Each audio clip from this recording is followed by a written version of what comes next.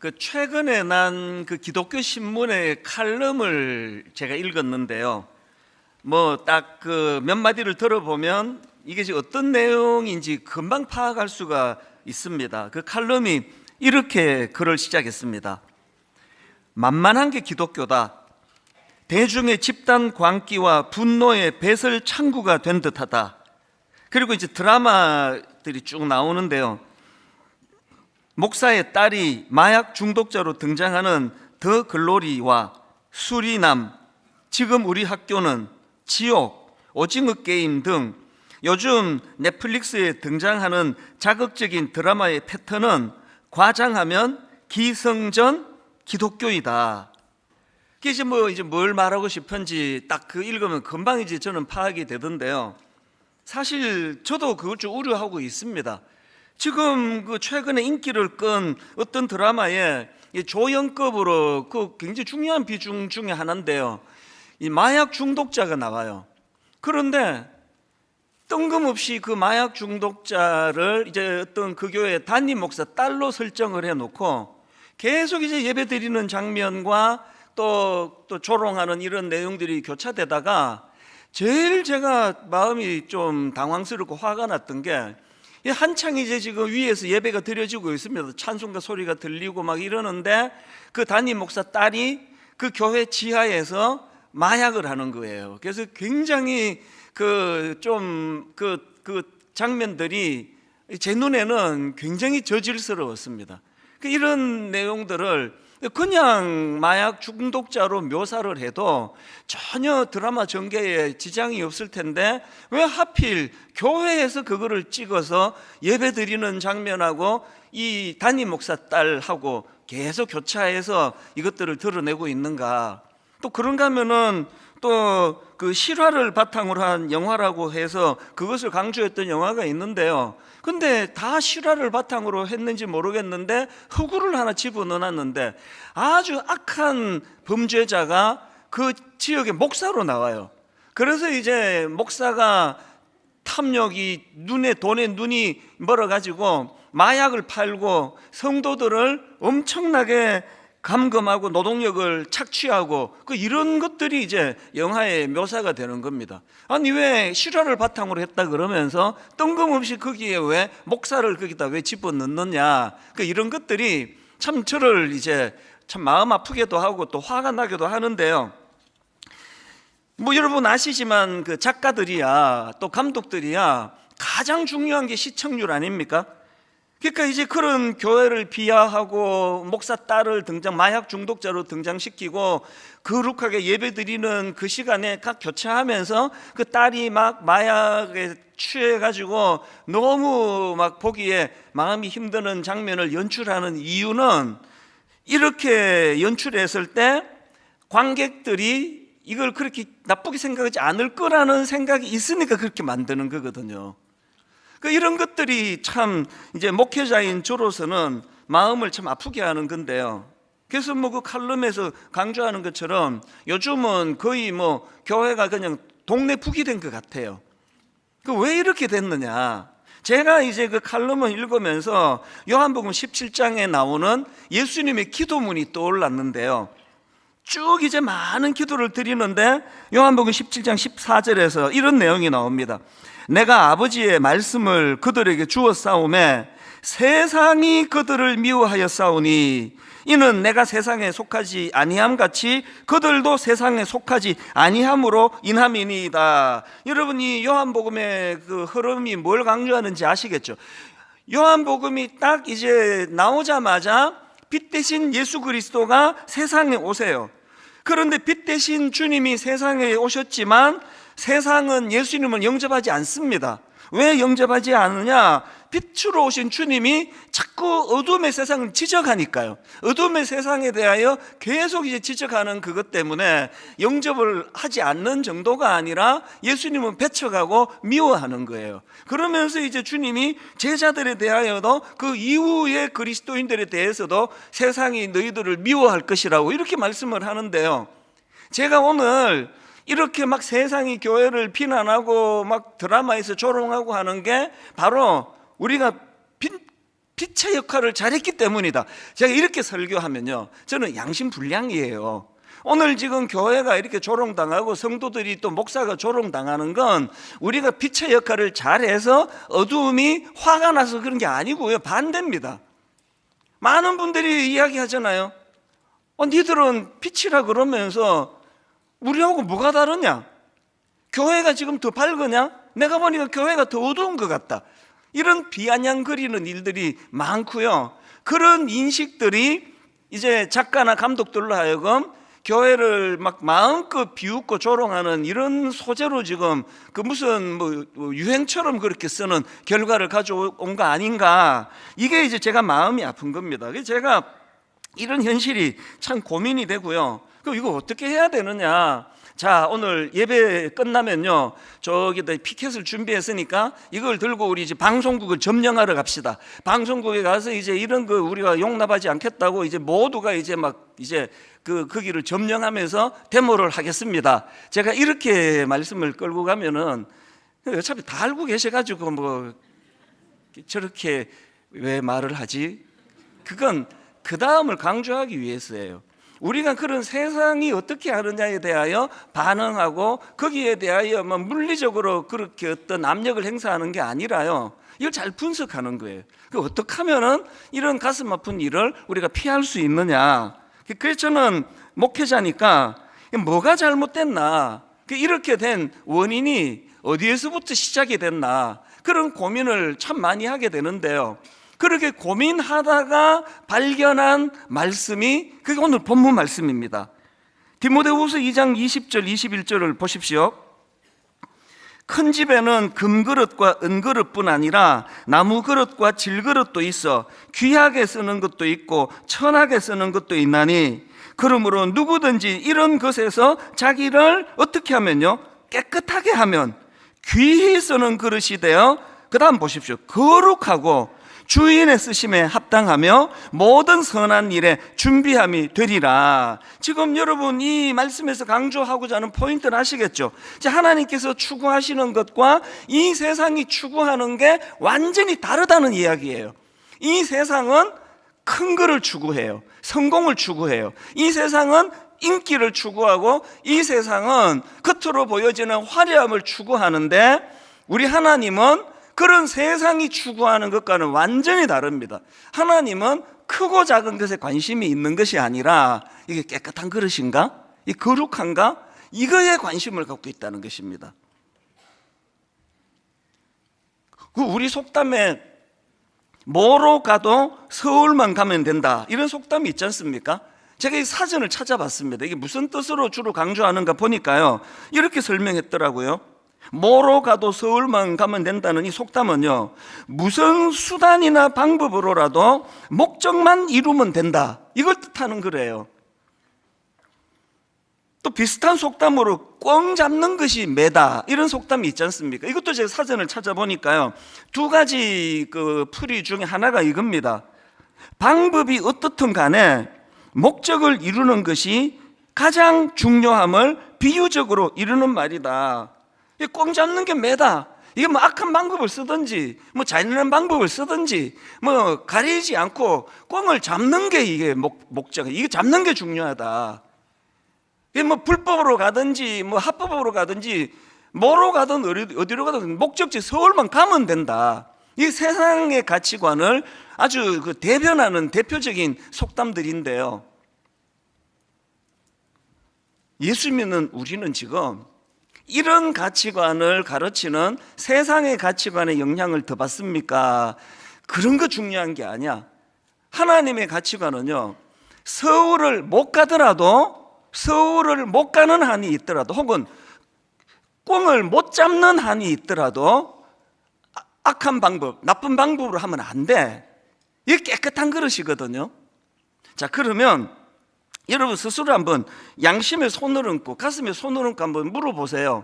여러분은 지금 이 하나님의 가치관에 영향을 더 받고 사십니까? 이 세상 가치관에 영향을 더 받고 사십니까?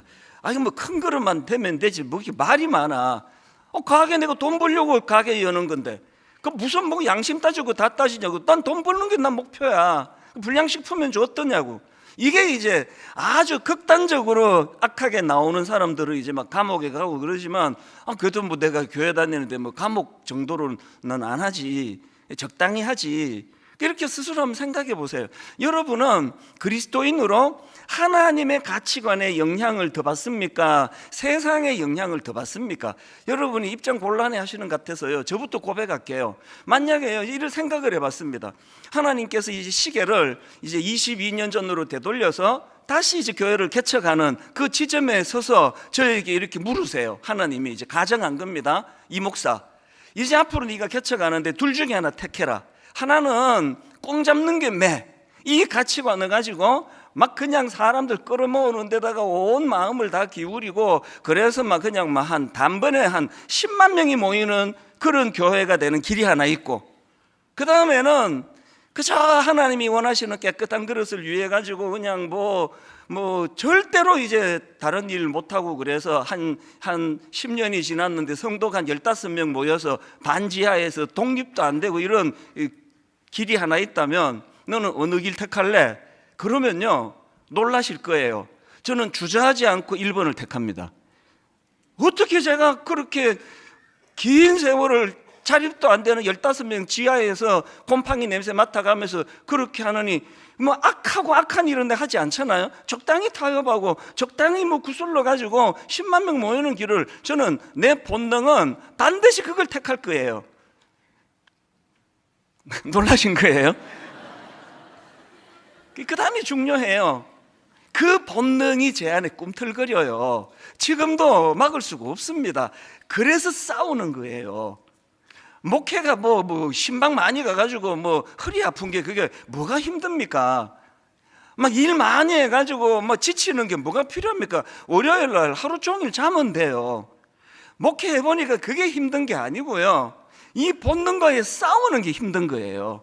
저는 계속 꿈틀거리는 것은 이 세상의 가치관이에요. 자유롭지 않습니다. 제가 이걸 이렇게 용감하게 오픈할 수 있는 건 사도 바울 때문입니다.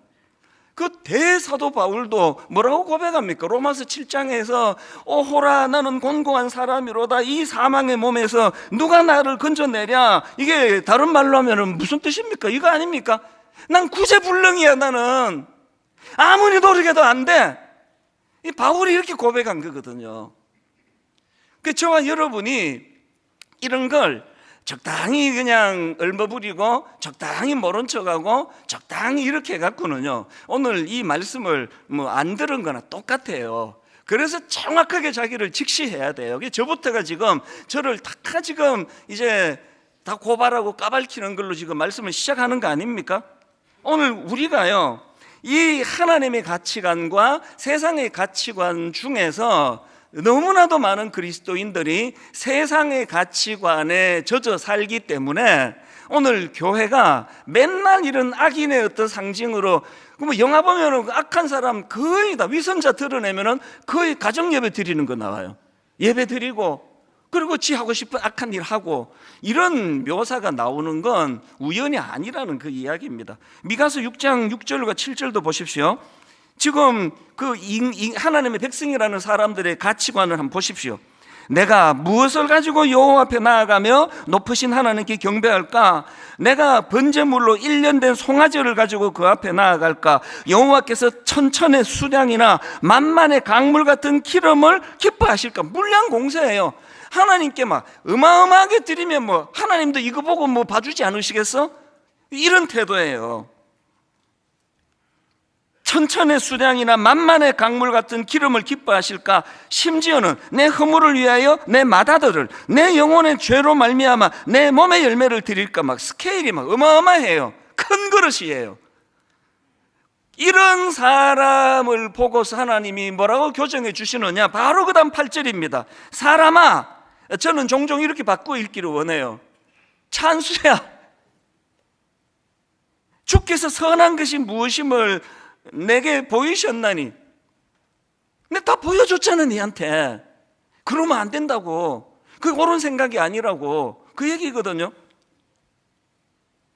주께서 선한 것이 무엇임을 내게 보이셨나니 여호와께서 너에게 구하시는 것은 오직 정의를 행하며 인자를 사랑하며 겸손하게 내 하나님과 함께 행하는 것이 아니냐. 본문으로 말하면 큰 그릇을 드리겠습니다. 큰 그릇을 드리면 하나님도 이거 안 받고는 안 되실걸요?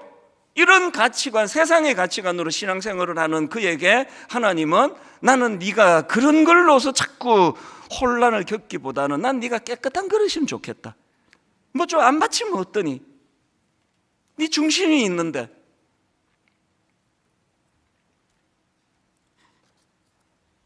교회가 이렇게 세상 사람들한테 조롱을 당하고 목사 딸이 거기 주인공 마약 중독자로 등장을 하고 목사가 교회를 하면서 마약이나 팔고 성도들을 노동 착취나 시키려고 모아놓고 이런 걸로 계속 묘사가 되고 있는 건 우연히 나온 거 아니에요. 이 관객들이 바보입니까?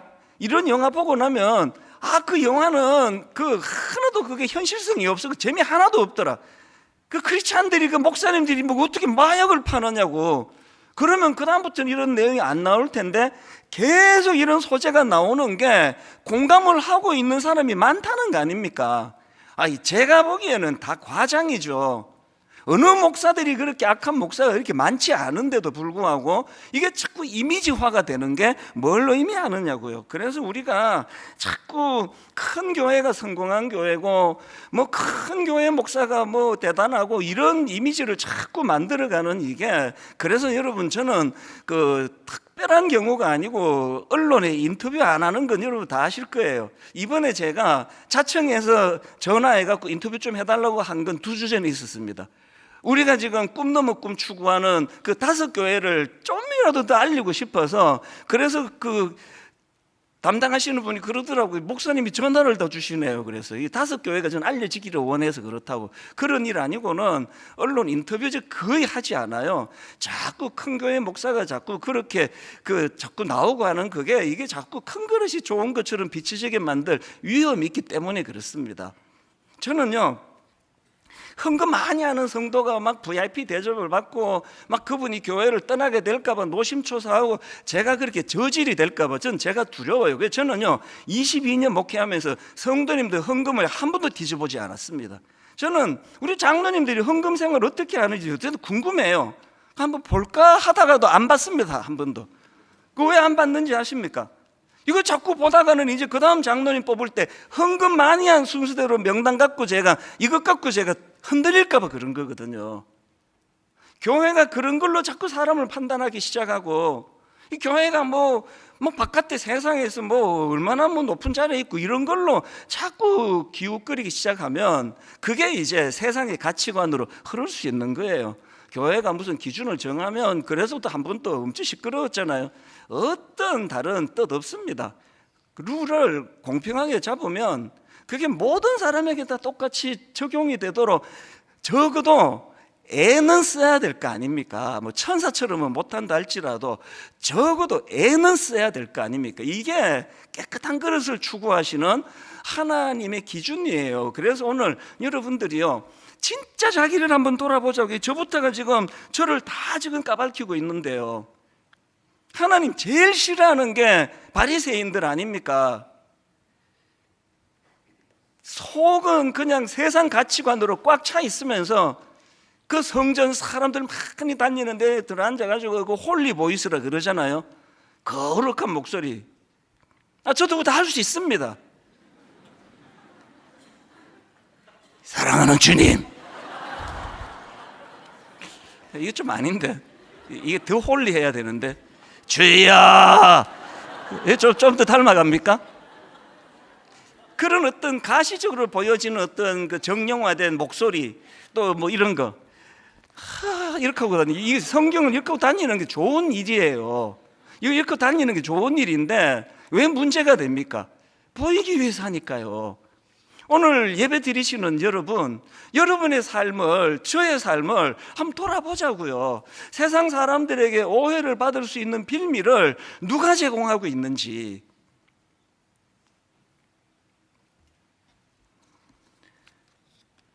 구약에 보면은 그 하나님의 그 성품 또 그분의 속성에 대하여 특징을 따라 이제 그분의 이름이 많이 등장하잖아요. 예를 들면은 여호와 라파, 지난주 살펴봤잖아요. 치료하시는 하나님, 이거 강조할 때 여호와 라파라 그래요. 또 그런가 하면 여호와 니시, 승리하시는 하나님. 또 뭐 여러분 다 아시는 여호와 샬롬, 평강의 하나님, 평화의 하나님. 그래서 하나님의 성품의 특징을 따라 가지고 그분의 이름을 여러 가지로 그렇게 불러드리는 걸 볼 수 있는데요. 그런데요, 여러분 구약 성경에 모든 하나님의 성품을 다 모아 가지고 한마디만 정리를 해라라고 물으신다면 구약에서 정리하는 하나님의 속성은 딱 하나예요. 거룩하신 하나님입니다. 거룩하신 하나님. 우리 하나님의 성품과 속성이 거룩이시고요, 더 중요한 것은 그분이 거룩하실 뿐만 아니라 그분을 따르는 백성들도 거룩하기를 원하세요. 그게 예레미야 11장 45절입니다. 나는 너희의 하나님이 되려고 너희를 애굽 땅에서 인도해낸 여호와라. 그 다음 보세요. 내가 거룩하니 너희도 거룩할지어다. 제가 한 열몇 번 이 본문을 가지고 인용했을 텐데요, 오늘은 조금 더 강화하기 위해서 한번 따라해 보시겠습니까? 내가 거룩하니 너희도 거룩할지어다. 뭐가 거룩입니까? 거룩하신 하나님의 길을 따라가는 게 거룩 아닙니까? 이제 우리가 한 10년 뒤, 한 20년 뒤 우리부터 이제 불씨가 돼가지고 이제는 영화 감독이 이상하게 그 필요도 없는데 막 교회를 조롱하면은 아이 저건 좀 너무 현실성이 떨어져, 영화가 재미가 없어, 이렇게 되는 날을 만들기를 꿈이라도 좀 꿔보자고요. 꿈이라도. 그럼 어떻게 해야 됩니까? 교회가 이 세상을 추구하고, 그래서 다시는요 뭐 큰 교회니 작은 교회니 이렇게 부르는 일이 없으면 좋겠습니다. 분당 우리 교회가 뭐 이제 뭐 10,000명 좀 더 나가고 이제 교회가 뭐 좀 줄어들었네, 이렇게 얘기하시지 말고요, 분당 우리 교회는 그저 거룩한 교회가 되기를 원해. 세상과는 좀 달라. 그 성도들을 만나보면 저는 가끔씩 그 분당 우리 교회 성도님은 진짜 다르던데요, 그런 이야기를 제가 가끔씩 들어요. 한 10년에 한 번씩 이렇게 듣습니다. 그날은 잠이 안 와요. 너무 좋아가지고. 뭐 이 이상 기쁜 게 있습니까? 하나님 앞에서 우리가요, 그래서 이제 신약으로 와서도 베드로전서 1장 15절에 보면은 오직 너희를 부르신 거룩한 이처럼, 여기도 하나님을 지금 이렇게 묘사하네요. 오직 너희를 부르신 거룩한 이처럼 너희도 모든 행실에 거룩한 자가 되라. 심지어는요 히브리서 12장 4절이요, 한번 보십시오. 모든 사람과 더불어 화평함과 거룩함을 따르라. 이것이 없이는 아무도 주를 보지 못하리라. 이게 무서운 말씀 아닙니까? 거룩을 추구하지 않고는 뭐 철학기도 뭐 10시간 기도해도 주를 보지 못하리라. 우리가 하나님 앞에 정말 하나님의 임재를 뜨겁게 사모하기 위해서 세상의 길을 추구하던 내 걸음을 옮기는 거예요. 그래서 서울에 못 가더라도, 꿈을 못 잡더라도 나는 잘못된 방법 쓰지 않을 거야. 그래서 교회 다니는 사람이 그래서 결국은 꿈을 못 잡은 게 막 엄청 자랑이 돼야 돼. 이 세상에 우리 아들이 그래갖고 대학교에 떨어졌잖아. 할렐루야. 나 우리 아들이 컨닝하고 좋은 대학 가는 것보다 이게 너무 자랑스러워. 간증에 좀 이런 거 좀 나오면 안 되겠습니까? 그럼 무슨 간증이 맨날 그거 공부도 못한 애가 기도해갖고 대학 갔다는 것밖에 안 하시느냐고요. 뭘 지금 제가 강조하는지 아시죠? 그래서 여러분 우리 교회 성도님 이거 얼마나 강조하는지 아시죠? 인생의 목적은요 행복이 아니라 거룩이에요. 거룩. 행복은요 주님 나라 가서 이루어지는 거예요.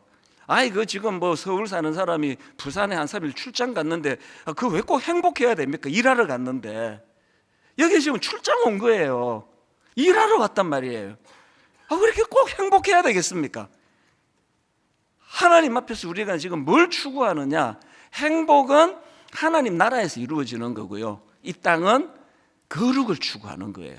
사명을 이루기 위해서 하나님 앞에. 최근에 저는요 그 펠리브레이션이라는 그 재밌는 단어를 제가 알게 됐는데, 이게 사실은 이게 이제 그 아세아 연합 그 신학교에서 가르치시는 이한영 교수님이 만든 그 단어인데요. 그 유래가 되게 재밌습니다. 이분이 이제 딸이 고등학교 2학년 때 있었던 일인데요. 아마 제 추측에 이게 아마 그 미국 유학 중에 있었던 일이지 않을까 그렇게 추측을 해보는데요. 이 2학년 딸이 이제 그 좋은 대학교에 어떤 목표가 있었나 봅니다. 난 그 학교를 내가 목표로 할 거야. 그렇게 하고 있던 2학년 어느 날인데요. 이 딸이 성적표를 받아왔는데 F를 받아왔어요. 이게 아마 모르긴 해도 이제 그 과목이 그 대학 가는데 굉장히 중요한 과목이었나 보죠. 그래서 F를 받아왔더니 이게 이제 너무 충격을 받은 거예요. 그래서 이제 그 엄마인 사모님이 예배를 드리시는데 옆에서 그 교수님이 보니까 막 엄청 울고 계시더래요. 예배가 끝나고 물었답니다. 아니 여보, 예배 시간에 왜 그렇게 많이 울었어? 그랬더니 사모님이 귀하세요. 뭐라고 얘기하는가 하니까 우리가 그동안 이 딸을 우리가 속였잖아. 우리가 맨날 이 아이한테 너는 하나님의 딸이라고, 너 존재가 너무 귀하기 때문에 성적은 중요하지 않다고 그랬는데 자기가 딸이 F를 받아오고 나니까 이 사실이 아니더라는 거예요. 그래서 너무 괴로워서 막 예배 시간에 울었다는 겁니다. 이 교수님이 이제 집에 갔더니요, 그 애가 이제 입을 덮어 쓰고 이제 우는 거예요. 그래서 이제 싫다는 애를 데리고 가자. 그리고 얘 데리고 이제 그 강제로 이제 식당으로 데리고 갔습니다. 그리고는 이제 식당에 앉자마자 이 교수님이 그 딸한테 이렇게 말했습니다. 아빠가 너 여기 왜 데리고 왔는지 아니? 왜 왔는데요? 펠리브레이드 하러 왔어. 이 펠리브레이션이 뭔데요? 그랬더니요, 이게 이제 스펠링 갖고 이 교수님이 이제 워드 플레이처럼 한 거예요. 네가 C 학점을 받았으면 셀리브레이트 했을 텐데 F 학점을 받았기 때문에 펠리브레이트 하는 거야. F 받은 걸 축하하기 위해서 내가 이 자리로 왔다고 이제 그런 유래를 설명을 다 하시면서 이 교수님도 참 귀하세요. 그 딸한테 이렇게 말했습니다. 내가 너한테 그 회개할 게 하나 있다. 그거 사모님하고 똑같은 생각을 이야기를 해준 거예요. 우리가 그동안 네가 정직하고 뭐 이게 중요한 거지, 뭐 성적 나는 별로 중요하지 않다고 그렇게 이야기했는데 그게 사실은 거짓말이었어. 미안해.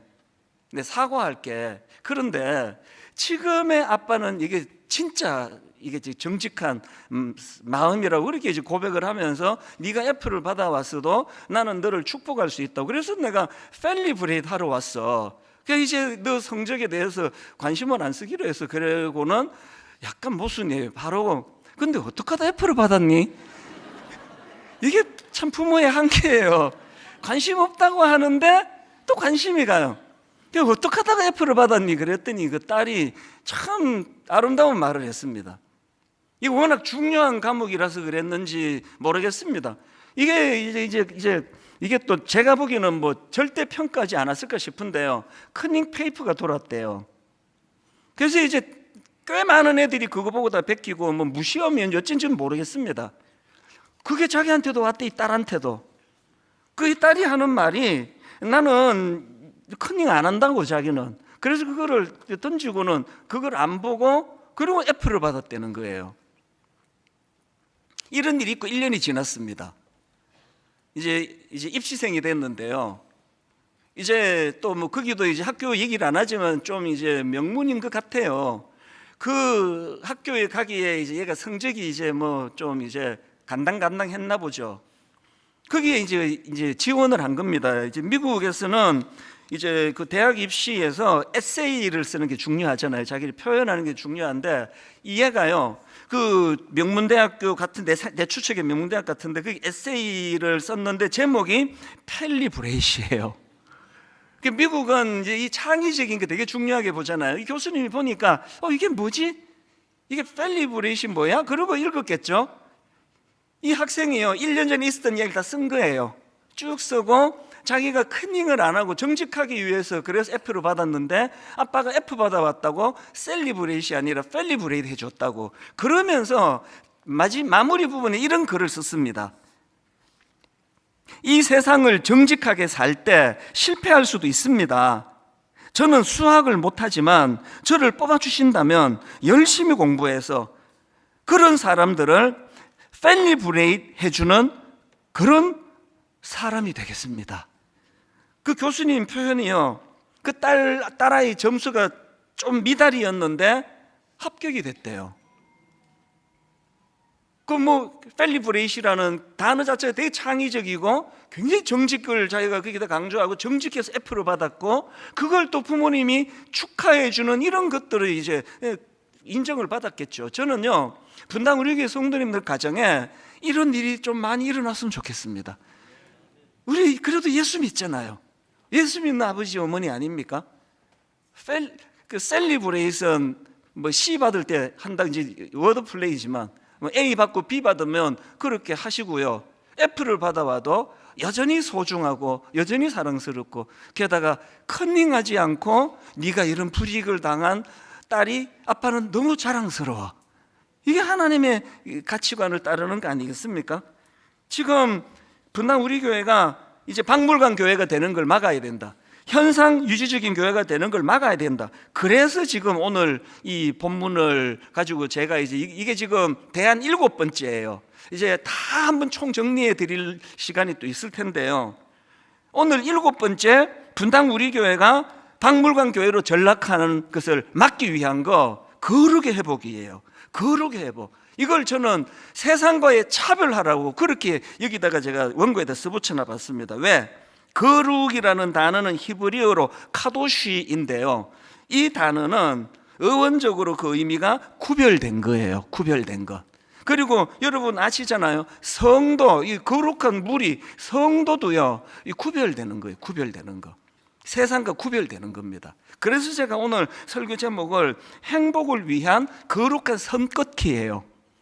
세상의 가치관에 100% 우리가 무공해로 살 수는 없다 할지라도 자꾸 선을 그어야 돼요. 세상과 선 긋기. 서울 못 가도, 꼭 못 잡아도, A 못 받아도 나는 하나님의 정직, 하나님의 거룩, 이걸 나는 추구하고 몸부림치기를 원해. 우리 교회는 이런 교회가 되기를 바랍니다. 그래서 제가 이것과 관련해서 두 가지 추구해야 될 것을 말씀드리는데요. 첫 번째로 우리가 추구해야 되는 게 뭐냐? 교회는요, 함께, 이걸 강조했습니다. 교회는 거룩을 추구하는데 함께 거룩을 추구하는 공동체라는 사실이에요. 본문 디모데후서 2장 22절이 그 내용을 설명합니다. 또한 너는 청년의 정욕을 피하고, 그 다음 보세요, 주를 깨끗한 마음으로 부르는 자들과, 그 다음에 함께예요. 주를 깨끗한 마음으로 부르는 자들과 함께 의와 믿음과 사랑과 화평을 따르라. 청년의 정욕으로 상징되는 이 악한 세상 가치관과 싸워야 되는데 혼자는 역부족이에요. 그 함께 싸워, 함께. 다락방이 중요하고요. 여기 우리 대학생들 대학부 가셔야 됩니다. 청년부 가셔야 돼요.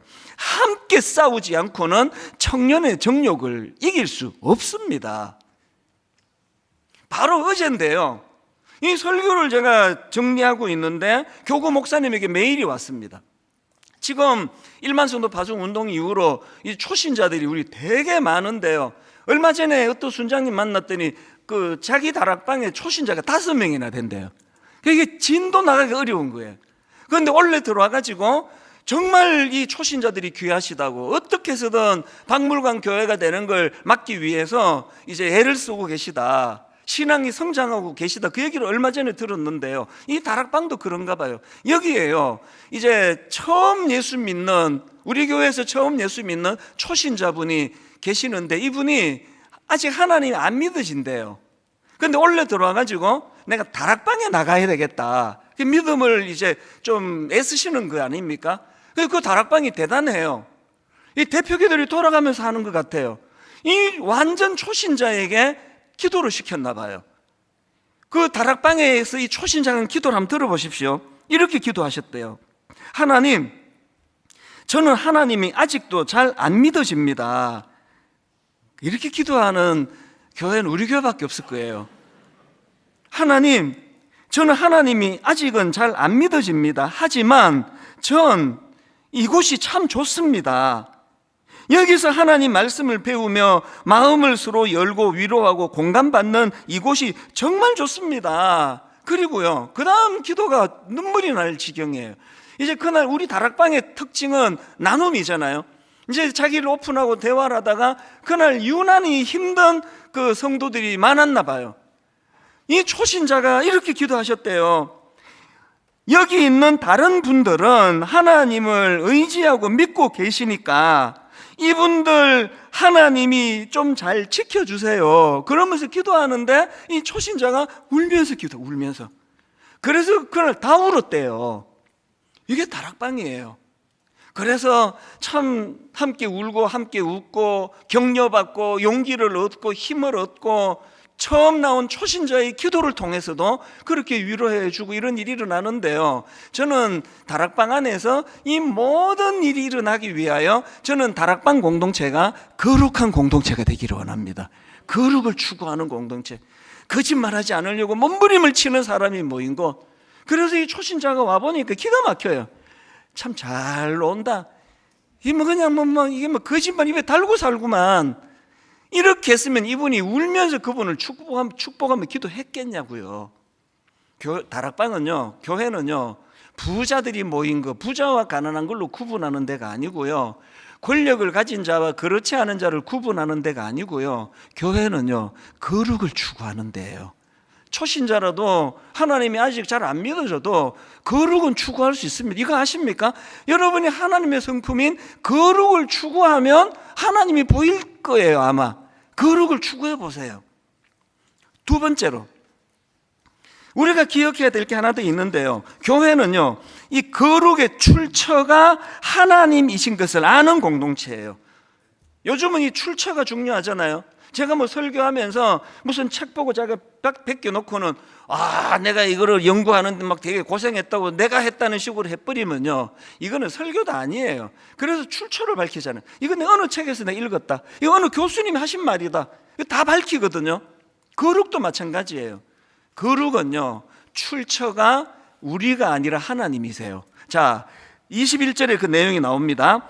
그러므로 누구든지 이런 것에서 자기를 깨끗하게 하면 귀히 쓰는 그릇이 되어 거룩하고 주인의 쓰심 합당함, 이렇게 나오는데요, 이게 우리말로 번역이 약간 좀 아쉬워요. 이게 우리말로 보면 이게 지금 능동태잖아요. 거룩하고인데요, 이게 헬라어로 보면은 이 수동태예요. 그래서 원어에 가깝게 번역을 하자면 거룩하게 하고예요. 거룩하게 하고입니다. 하나님이 거룩하게 하신 거예요. 출처가 하나님이세요. 아까 제가 고백했잖아요. 아까 바울도 고백했잖아요. 지금도요, 저보고 선택하라 그러면 저는 뭐 꽁 잡는 게 매다 그러면서 난 10만 명 모이는 거 택하지, 나는 거룩 그러면서 15명으로 20년 30년 사는 쪽, 저 본능은 절대로 난 그걸 택할 수 없는 사람이에요. 저를 너무 그렇게 고상하게 보지 마세요. 저 저질이에요. 그러나 싸우는 거죠. 끝까지 싸우는 거죠. 그리고 제가 믿는 거 하나 있거든요. 거룩의 출처는 내가 아니기 때문에, 그분이 주시는 거기 때문에 더 의지하는 거죠. 더 매달리는 거죠. 이걸 잘한 게 사도 바울이에요. 고린도후서 4장 7절을 보십시오. 바울이 자기를 이렇게 자기 존재감을 드러냅니다. 우리가 이 보배를 질그릇에 가졌으니, 바울은 아이덴티티가 너무 분명해요. 자기는 깨지기 쉬운 질그릇이에요. 그리고 자기 안에 섞여 있어가지고 뭐 굳이 이렇게 안 드러내도 되는데 자기는 질그릇같이 약한 존재예요. 자기에게 좋은 점이 있다면 그건 자기가 아니라 자기 안에 그 질그릇 안에 계시는 보배 되신 예수 그리스도래요. 바울은 이걸 고백하는 거거든요. 저는 저의 부끄러움을 고백하는 게 하나도 부끄럽지 않아요. 여기 질그릇 아닌 분 누가 있습니까? 말 안 해서 그렇지. 여기 질그릇 아닌 사람이 있냐고요.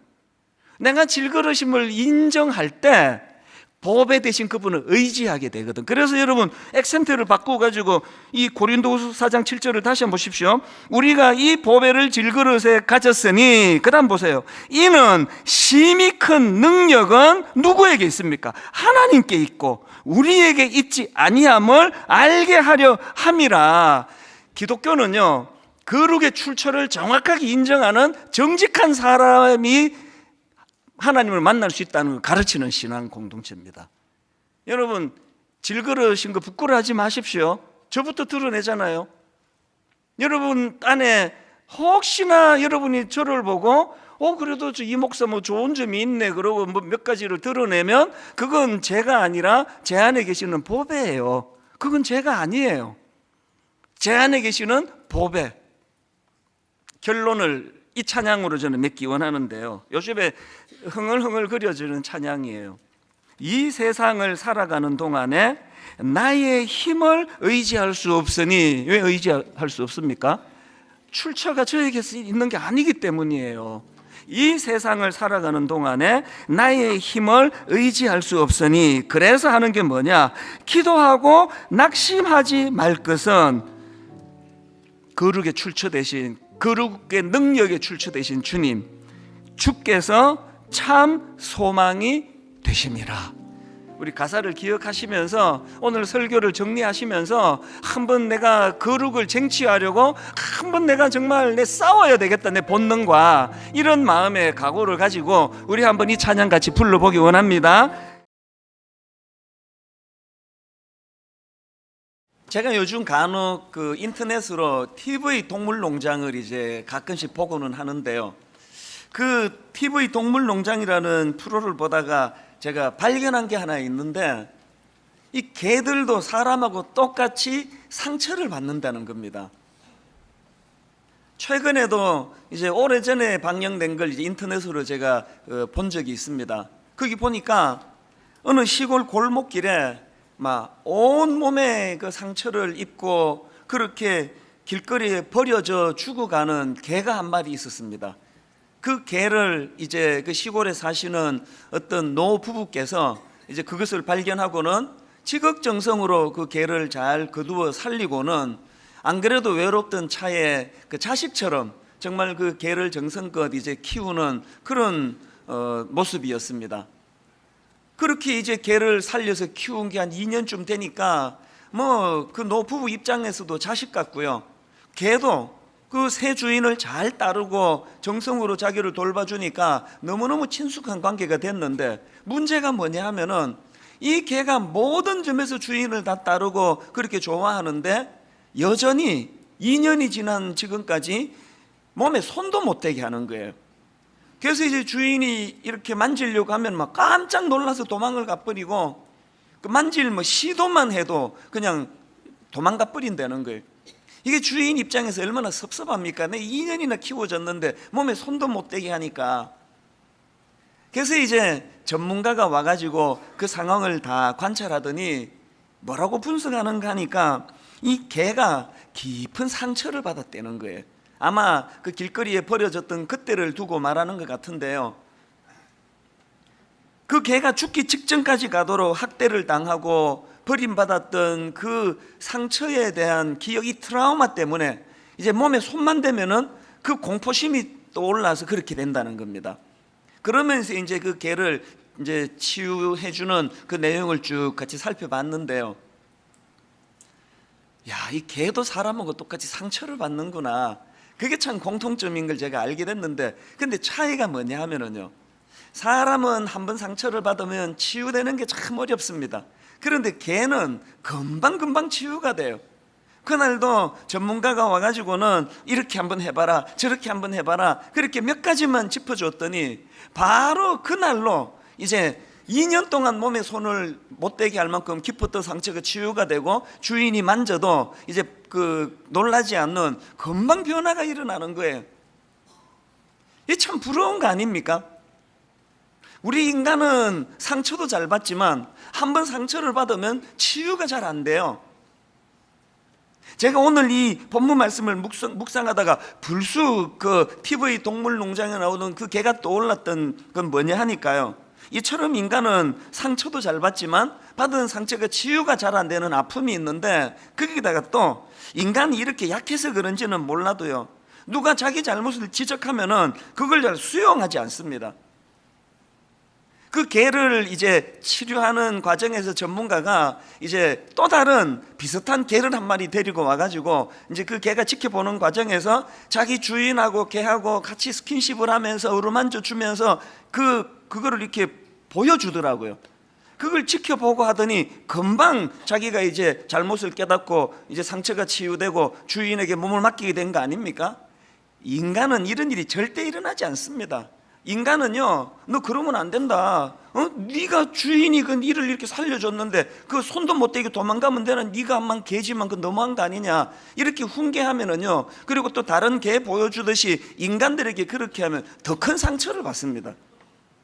그 인간은 상처 치유도 잘 안 되지만 누가 자기의 잘못을 교정해 주려고 지적해 주고 다가가면은 오히려 더 큰 상처를 받고 오히려 더 크게 반발하고 그렇게 더 크게 자기를 방어하는 게 그게 우리 인간이에요.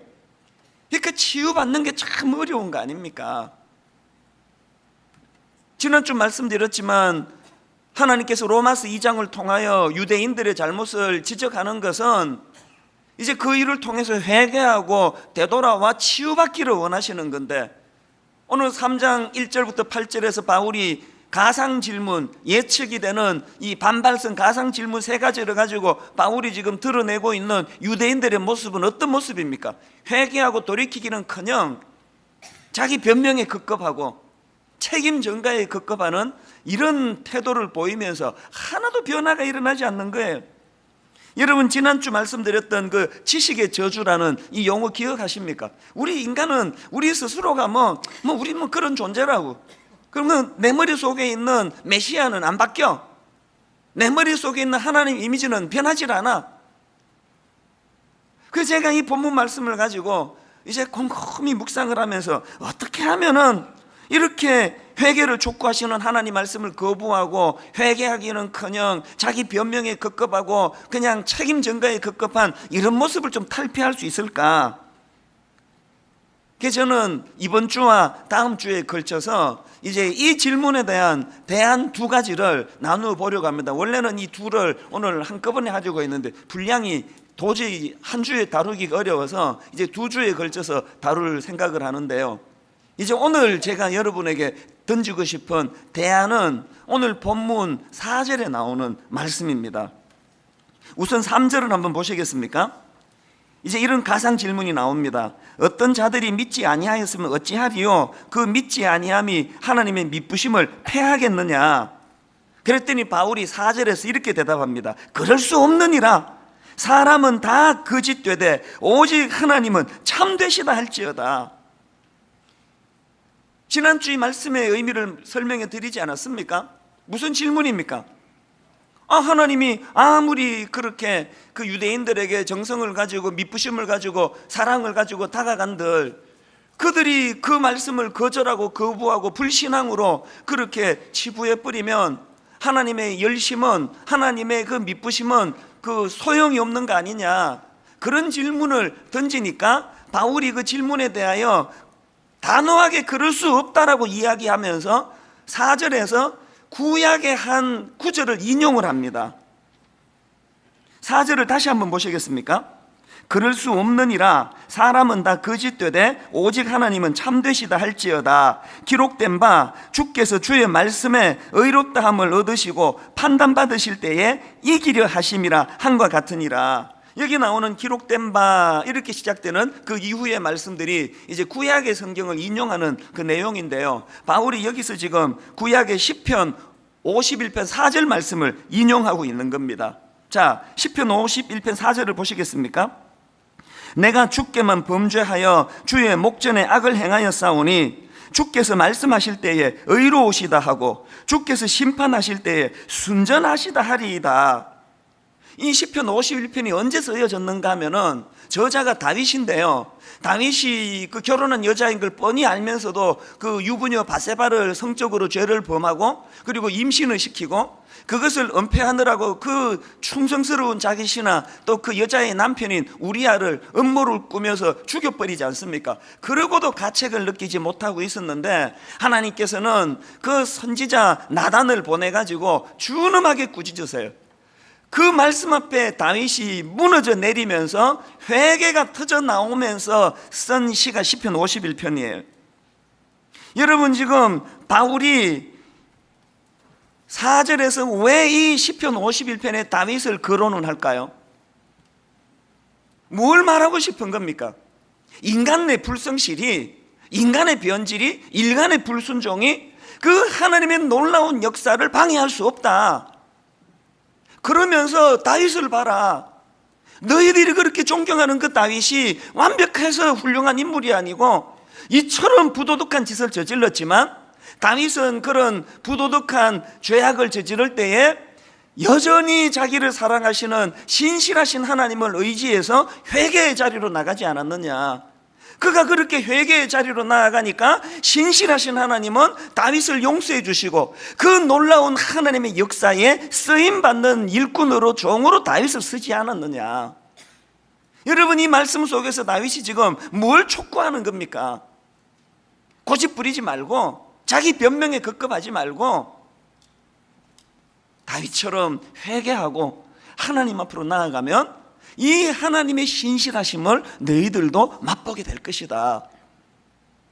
저는 여름 동안에 이 말씀들을 묵상하고 또 묵상을 했는데요, 그러다가 제가 불쑥 떠올랐던 책이 한 권 있습니다.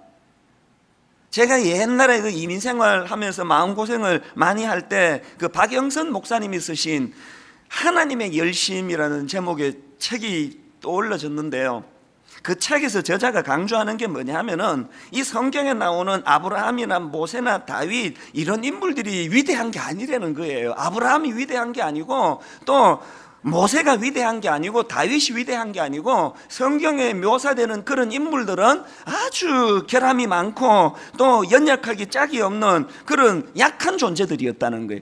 그렇기 때문에 아브라함을 자꾸 뭐 대단하다 그래서는 안 되고 모세를 떠받들 필요가 없고 그런 초라한 인생들조차도 다듬어서 사용하시는 위대한 종으로 만드시는 하나님을 바라봐야 된다. 이 하나님의 열심, 이 하나님의 열심이 그 나약한 인간들도 변화시켜 놀라운 종으로 만들었다. 그런 요지의 책이었어요. 제가 그 책을 읽으면서 많이 위로를 받았던, 그 당시는 제가 힘들 때니까 나같이 이렇게 초라한 삶을 살아 인생의 밑바닥에서 그냥 쓰레기통을 치우고 변기 청소하며 사는 이런 나 같은 인생에게도 하나님의 열심이 개입되시면 나도 회복이 될 수 있겠구나. 그래서 제가 힘을 참 많이 얻었던 그런 기억이 있던 책이에요. 여러분, 우리가 하나님 앞에 소망하는 게 뭡니까? 우리에게도 로마서 2장에서와 같은 준엄하신 하나님의 말씀이, 혹은 구약의 다윗이 범죄했을 때 신실하신 하나님께서 선지자 나단을 보내서 회개를 촉구하실 때 변명이나 하고 있지 말고 그럴 수밖에 없었다는 둥, 하나님이 이렇게 만든 거 아니냐는 둥, 그렇게 책임 전가하지 말고 겸손히 하나님 앞에 무릎 꿇고 회개하는 자리로 나아오면 이 하나님의 신실하심을 맛보게 될 것이다. 저는 오늘 이 설교 말씀을 통해서 여러분들이 이 놀라운 진리의 말씀을 깨달아서 용기를 얻고 힘을 내는 그런 여러분 되시기를 바랍니다. 저는 오늘 이제 우리가 이 이탈한 궤도에서 되돌아와서 이 신실하신 하나님을 맛보기를 시작하기를 원하는데요, 여러분, 우리가 이 하나님의 신실하심을 맛보는 신앙생활을 영위하기 위해서는 두 가지를 꼭 기억하셔야 됩니다. 첫째로, 여러분, 하나님의 신실하심을 맛보기 위해서는 이 신실하신 하나님의 주도하심을 경험하고 또 그것을 인정해야 된다는 겁니다. 우리가 회개하고 하나님 앞으로 나아가면은 영적으로 깨닫는 게 하나 있는데요, 겉으로는 내가 내 인생을 영위하는 것 같지만, 겉으로는 내가 내 가정을 영위에 꾸려나가는 것 같지만, 이 배후에 신실하신 하나님, 일하시는 하나님, 하나님의 열심히 우리 가정에 개입되어 있는구나, 이걸 깨닫게 된다는 거예요. 지난주에 저도 그것을 또 새삼 경험하고 참 가슴이 벅찬 그런 그 목요일일 거예요. 우리가 분립개척을 시켜가지고 이제 의왕 지역에서 아주 건실하게 교회가 지금 성장하고 있는 우리 그 이웃 교회가 있지 않습니까? 그 교회에서 이제 보니까 벌써 분립개척가 지금 4년이나 됐대요.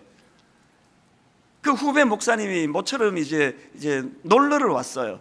그래서 이제 두런두런 지난 몇 년 동안 하나님이 일하셨던 것들을 같이 나누고 어떻게 하면은 이 주의 교회를 잘 세워 나갈 거를 이렇게 대화를 하다가 문득 제 마음에 이렇게 확 스치면서 지나가는 깨달음이 있어서 너무너무 기뻤던 적이 있습니다. 그게 뭐냐 하니까요, 여러분 다 기억하실 거 아닙니까? 제가 5주 전에 7월 중순에 바로 이 자리에서 광고하면서 이제 다음 주부터 제가 설교를 5주 동안 이제 하지 않을 것입니다.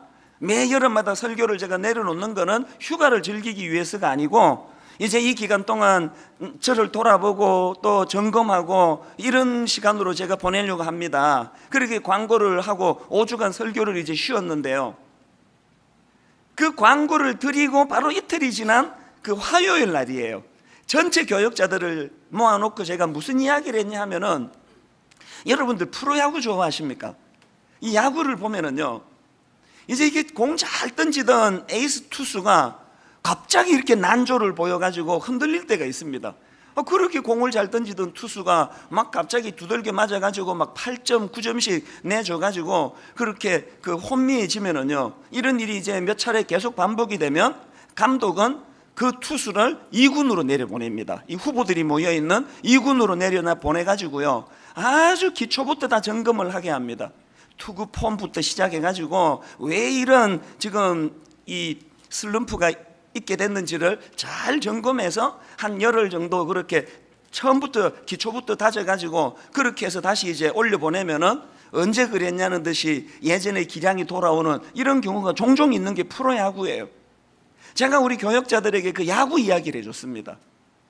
내가 왜 설교를 5주나 쉬는지 아느냐?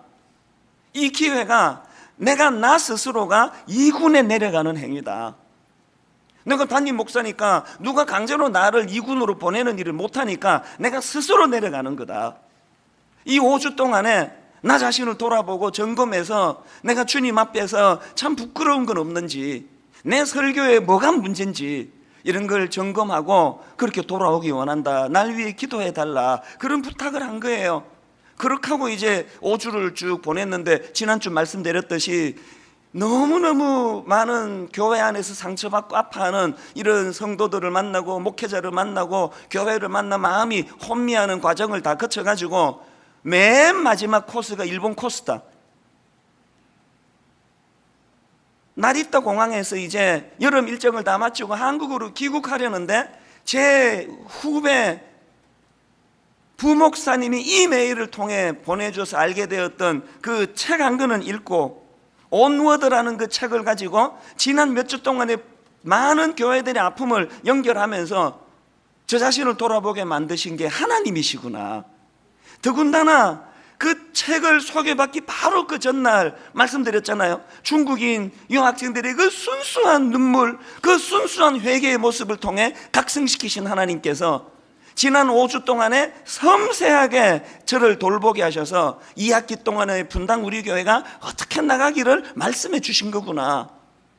지난주 목요일 날 마음에 막 전율이 느껴졌던 게요, 지난 5주를 그렇게 되돌아보니까 겉으로는 제가 스케줄 잡고 제가 일본 다녀오고 제가 미국 다녀오고 제가 어떤 성도 만나고 제가 다 한 것 같았지만, 그 이면에 신실하신 하나님, 섬세하게 일하시는 하나님의 손길이 너무너무 정교하게 개입이 돼 있다는 사실을 불쑥 깨닫게 된 거예요. 그랬더니 마음에 전율이 느껴지고 감격이 회복이 되면서 의욕이 생기는 거예요. 그리고 어제 이제 이 설교를 쭉 마무리를 하고 정리를 하는데, 자꾸 마음이 너무 벅차져 가지고요, 이 찬양이 입술에서 계속 흘러나오는 겁니다. 전능하신 나의 주 하나님은 능치 못하실 일 전혀 없네. 우리의 모든 간구도, 우리의 모든 생각도, 우리의 모든 꿈과 모든 소망도 신실하신 나의 주 하나님은 우리의 모든 괴로움 바꿀 수 있네.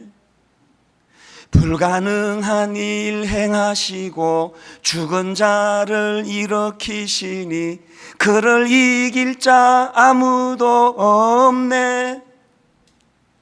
이렇게 끝까지 길게 부를 생각이 없었는데 어디서 자를지를 몰라가지고 이렇게 이 목소리로 불안불안하게 해드린 게 죄송한데요, 음정은 불안하지만요, 어제 이 찬양을 입술에서 되뇌이는데 얼마나 감격이 용솟음 쳤겠습니까?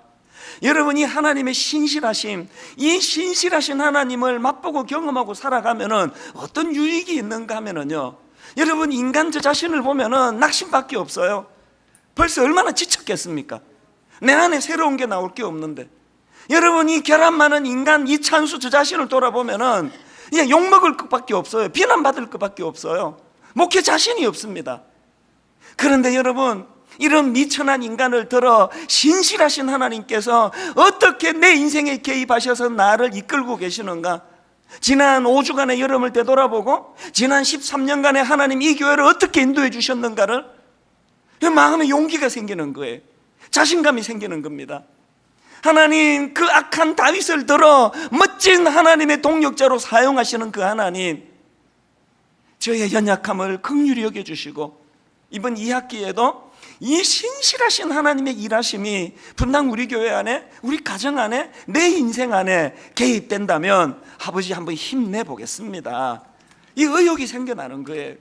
여러분들에게도 이런 은혜가 임하게 되시기를 바랍니다. 그런가 하면은 두 번째로 우리가 이 하나님의 신실하심을 맛보기 위해서는요, 그 주도하시는 하나님께 내 삶을 내어 맡겨야 된다는 겁니다. 다윗이 위대한 거는 하나님이 주의 종을 보내서 그에게 회개를 촉구할 때 오늘 로마서 3장에 나오는 그 유대인들처럼 변명하기에 급급하고 그러질 않고 온전히 그가 회개의 자리로 나간 이것도 너무너무 귀하고요, 이것보다 더 귀한 게 뭔지 아십니까? 다윗은 이런 신실하신 하나님을 자기 인생에 개입을 하도록 자기 인생을 송두리째 맡기는 거예요.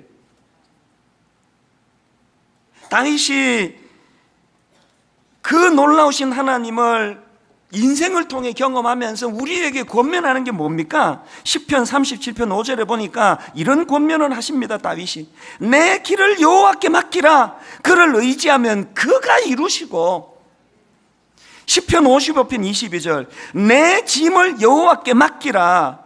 그가 너를 붙드시고 의인의 요동함을 영원히 허락하지 아니하시리로다. 우리는요, 오늘 본문 로마서 3장에 나오는 유대인들처럼 회개도 잘 안 하고 변명에 급급하기도 하지만 회개했다 하더라도 이후에 다윗이 보여준 것과 같은 자기 인생을 하나님께 맡기는 일을 잘 하지 않아요. 왜 그러는지 모르겠습니다. 저는 지난주에 이 구약에 있는 성경 한 구절하고 신약에 있는 성경 한 구절하고 이 두 구절이 결합이 돼서 이게 하나님의 열심이라는 그 모티프로 이제 제가 묵상을 했는데요, 제가 이 두 구절을 가지고 참 은혜를 많이 받았습니다. 제가 묵상했던 첫 번째 구절이 뭐냐 하면은 이거 구약에 나오는 이사야 37장 32절 말씀이에요. 이는 남은 자가 예루살렘에서 나오며 피하는 자가 시온산에서 나올 것임이라. 만군의 여호와의 열심히 이를 이루시리이다. 이 말씀의 배경이 어떤가 하면은요, 그 당시 이스라엘 백성들은 말로 다 할 수 없이 타락한 거예요. 그렇게 타락하고 탈선한 이스라엘 백성들을 향하여 이사야 선지자가 무서운 저주 같은 예언을 이제 퍼붓는데요, 뭐냐 하니까 너희들의 범죄함으로 이제 이 나라는 망하게 될 것이다. 너희들의 범죄함으로 비참한 이 나라 역사가 이제 기다리고 있다. 이런 저주 같은 예언을 이사야가 쏟아놓는데요, 근데 그 예언이 그렇게 하고 끝나질 않아요. 그렇게 하고 끝나질 않고 이렇게 너희들의 범죄함으로 이 나라는 망하게 되고 타락의 길, 비참한 길로 접어들게 되겠지만 그러나 이 나라는 이렇게 끝나지 않는다. 회복이 될 것이다. 어떻게 그게 가능한지 아느냐? 우리같이 이렇게 타락하고 변질된 인생을 끝까지 사랑하시는 하나님의 열심, 이 하나님의 열심으로 너희들은 회복될 것이다. 이 말씀이 바로 방금 읽었던 이사야 37장 32절 말씀이에요. 배경을 가지고 이 말씀을 다시 한번 들어보세요. 이는 남은 자가 예루살렘에서 나오며 피하는 자가 시온산에서 나올 것임이라. 만군의 여호와의 열심히 이를 이루시리이다. 여기에 하나님의 열심이라는 표현이 등장을 하는데요, 그 다음에 제가 지난주에 묵상을 했던 또 한 구절은 신약에 바울이 쓴 고린도후서 11장 2절입니다. 바울이 이렇게 고백을 합니다. 내가 하나님의 열심으로 너희를 위하여 열심을 내노니 내가 너희를 정결한 처녀로 한 남편인 그리스도께 드리려고 중매함이로다. 지금 바울이 무슨 이야기를 하는 겁니까? 우리 알잖아요. 바울이 얼마나 열심으로 열정으로 성도들을 섬기고 교회를 섬겼는지 아시잖아요. 그런데 바울이 뭐라고 말하는가 하면은 내가 어떻게 이런 놀라운 열심을 냈는지 아느냐? 나의 이 열심 속에는 신실하신 하나님의 열심이 있어서 그렇다. 야, 여러분, 우리 인생을 마무리하기 전에 이 바울의 이런 고백 한번 멋있게 하고 죽어야 될 거 아닙니까? 여러분, 죽기 전에 애들 모아놓고 여러분 이렇게 좀 멋있게, 니들이 알다시피 네 아버지 시시한 인생 산 거 아닌 거 알지? 너 아버지 복인이라도 열심히 살았다. 그런데 이 아버지의 열심이 어디서 나왔는지 아니? 내 안에서 일하시는 신실하신 하나님, 그 하나님의 열심이 나를 이렇게 열심히 사는 인생으로 만들었다. 너희들도 나를 본받아서 그런 삶을 살거라. 이렇게 좀 멋있게 말하고 죽었으면 좋겠어요. 아직 죽을 날이 너무 많이 남아가지고 그때 가서 할 일이긴 한데요, 여러분, 우리가 바울처럼 이렇게 멋진 참 자기 삶을 고백할 수 있는 인생을 살기 위해서 우리가 바울에게서, 우리가 다윗에게서, 또 우리가 신앙의 위대한 인물들에게서 배워야 되는 게 있는데 그게 뭐냐 하니까 우선은 회개예요. 회개. 어떤 초라한 자리에 빠지든지 용납해 주시는 하나님 앞에 회개해야 되고, 그렇게 하고 끝나는 게 아니고 그렇게 회복시켜 주신 하나님 앞에 어떻게 해요? 내 인생 전부를 맡기는 거예요. 다윗이 권면하는 것처럼. 우리가 이거를 못해요. 교회는 수십 년 다니는데 이 위탁이 일어나지 않으니까 참 지지부진한 것 같아요. 바울이 다메섹 도상에서 예수 그리스도를 만나고 자기 인생에 개입하신 예수를 만난 이후로 바울은 그냥 세상에 발 하나도 안 그고 하나님께 발 하나도 안 그고 그러질 않았습니다. 바울은 성들이 하나님께 자기 인생을 맡기고 위탁하는 그런 삶을 산 거 아닙니까? 제가 작년 특세 때 이 말씀을 드렸던 기억이 나는데요, 저는 목사들이에요. 그럼에도 불구하고 20대 초반까지 하나님을 만나본 적이 없어요. 예배의 기쁨 한 번도 맛본 적 없습니다. 매주일마다 예배 드리고는 했지만요, 하나님을 경배하고 이건 거의 안 했고요. 그냥 중등부 때도 기억이 나요. 그 반주하는 내가 짝사랑하던 그 여학생 뒷꼭지나 쳐다보면서 그렇게 예배를 드렸던 기억밖에 없습니다. 모태신앙, 이 진짜 위험한 거예요. 그러다가 20대 초반에 미국 시카고에서 참 인생의 연단의 과정을 거치면서 신실하신 하나님께서 초라하게 짝이 없는 그런 저를 주님께서 만나주시고 제 인생에 개입을 해주셔서 본격적으로 하나님이 개입하시는 인생은 제가 20대부터 시작이 된 거예요. 그 은혜가 너무 커가지고요, 이제 29살 20대 마지막 해 아닙니까? 이제 내가 내 남은 인생을 주의 종이 돼야 되겠다. 그래서 참 불쌍한 한국에 있는 우리 청소년들을 좀 섬기는 목회자가 돼야 되겠다. 그래서 이제 하던 일 다 정리하고 한국으로 이제 돌아왔는데요. 이게 여러분 인간적으로 보면은 이게 참 어리석은 짓이에요. 아마 이 하나님의 개입하심을 모르면은요, 저게 너무너무 충동적이라고 생각하실 거예요. 어느 정도인가 하면은 이제 한국에 돌아가기로 결정하고 한국에 이제 신학교를 가기로 결정을 해가지고 한국으로 귀국을 했는데, 저는 이제 지방 출신이니까 서울에 아는 사람이 아무도 없는 거예요. 김포공항, 그때는 인천공항이 없었고요, 김포공항에 마중 나올 사람이 한 명도 없어요. 막 제가 이제 다 이제 수소문을 해보니까 마침 제가 어릴 때부터 저랑 친하게 지내던 그 불알 친구라 그러죠. 이런 표현이 기분이 나쁘세요? 그 친구가 갓 결혼해가지고 서울에 와서 지낸다는 거예요. 그래서 제가 그 친구에게 전화를 했어요. 내가 2월 며칠 날 한국에 들어가는데 공항에 아무도 나올 사람이 없다, 공항에 좀 마중 나와달라고 전화를 했어요. 그랬더니 참 좋은 친구예요. 그러겠다 그러더라고요. 그래서 이제 김포공항에 도착을 했더니 그 친구하고 이제 그 친구 부인하고 이제 신혼이니까 딱 붙어 다닐 거 아닙니까? 그 둘이가 나왔더라고요.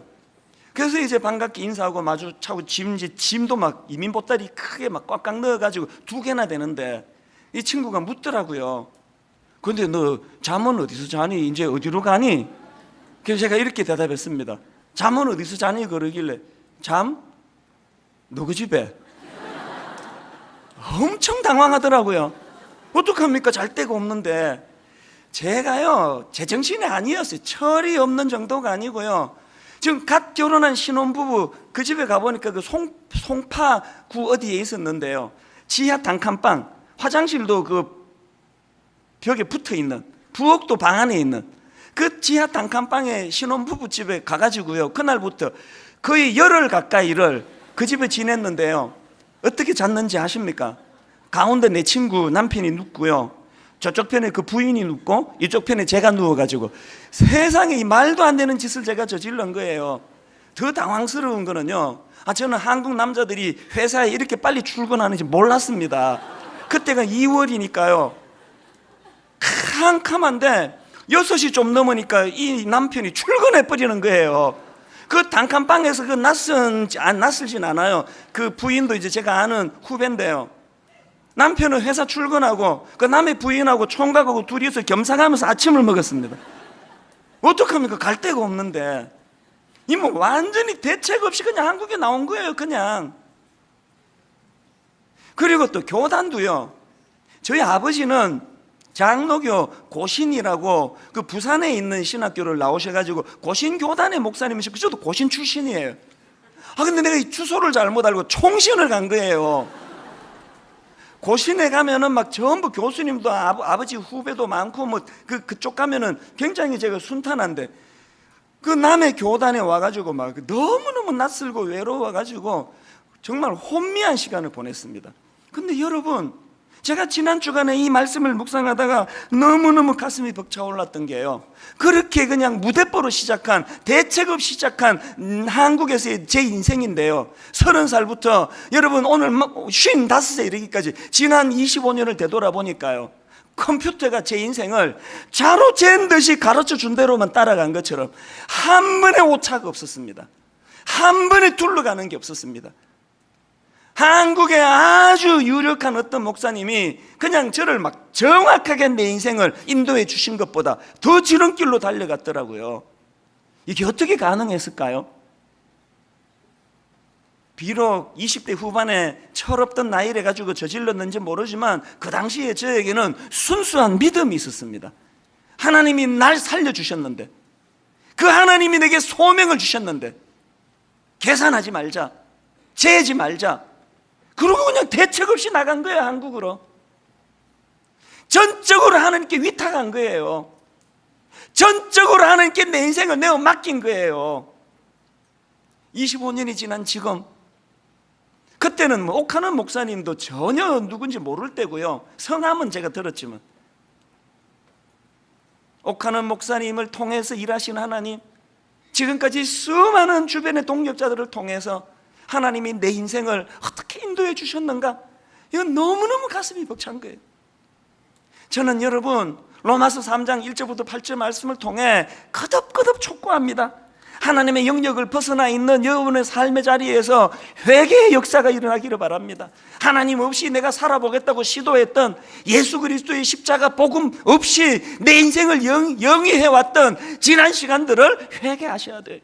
그리고 회개하고 주님 앞으로 돌아가 신실하신 그 하나님과 더불어 그 하나님께 내 인생을 위탁하고 내어 맡기는 이런 일을 여러분들이 행하신다면, 여러분이 저를 보셔서 알잖아요. 제가 무슨 실력이 있습니까? 뭐 아무것도 없어요. 뭐 얼굴이 잘생겼습니까?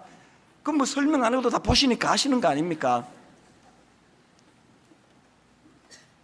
저는 이제 이번 2학기에 전 분당 우리 교회적으로 이 신실하신 하나님을 맛보고 내 삶 속에서 일하시는 하나님을 경험하기를 원하는데요, 그 일을 위해서 제일 먼저 해야 되는 게 뭐냐? 예배가 회복이 돼야 돼요. 예배. 제가 만 10년 청소년 사역을 할 때 주변에서 과장된 평가가 많았습니다. 뭐 이찬순 목사는 한국 청소년계를 대표하는 목회자라는 등, 뭐 청소년의 아버지라는 등, 그거 다 과장이에요. 사실 저 청소년 그때도 잘 몰랐고 지금도 몰라요.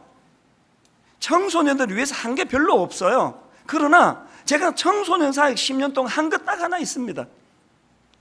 이 아이들과 더불어 예배에 목숨 건 거예요. 이 녀석들이 이 엄난한 시대에 태어나가지고 한 주 내내 엄난 사이트에 들어가가지고 헤어나오지 못한 그런 엄난한 한 주간을 보냈다 할 때, 그를 되돌릴 수 있는 거는 그건 예배예요. 왜? 예배를 통하여 하나님의 자녀된 자기 신분을 확인하고 하나님이 어떻게 힘주시는가를 예배를 통해 맛보아가지고 내일 월요일부터 맞이하는 한 주간은 내가 싸워보겠다, 이 엄난 사이트와 싸워보겠다, 이거를 제공하는 게 예배란 말이에요. 예배. 여러분, 청소년 사회가는 10년 동안에 예배 한 번 잘 들어가지고 자살 충동을 느끼던 아이들이 회복이 되고, 혼미한 아이들이 정신을 차리고 돌아오고, 지금 여러분 그 10년 동안은 4, 5천 명의 제자들이 전 세계 곳곳에서 지금 준비하고 있습니다. 예배가 살아, 예배가. 분당 우리 교회 안에 지난 13년 동안 예배가 살아났다면, 저는 오늘 이 예배와 관련해서 두 가지 캠페인을 벌이기 원하는데요, 하나가 뭐냐 하니까, 여러분 예배와 관련해가지고 이 사모하는 마음을 회복해야 돼요. 사모하는 마음. 기대하는 마음 없이 예배 드리면 그 아무 소용 없습니다. 사모하셔야 돼요. 여러분, 제가 중등부 할 때 그때 그 중3 어린 애들이요, 토요일만 되면 막 매일이 와요. 그때는 이제 삐삐를 가지고 연락할 때인데요, 목사님 이 토요일 시간이 왜 이렇게 안 갑니까? 빨리 오늘 밤이 지나가야 내일 예배를 드릴 텐데 목사님 왜 이렇게 이 시간이 안 갑니까? 여러분, 어린 그 꼬맹이들도요, 예배를 기대하고 예배의 마음을 드리고 예배에 온 정성을 쏟으니까 인생이 변하더라고요.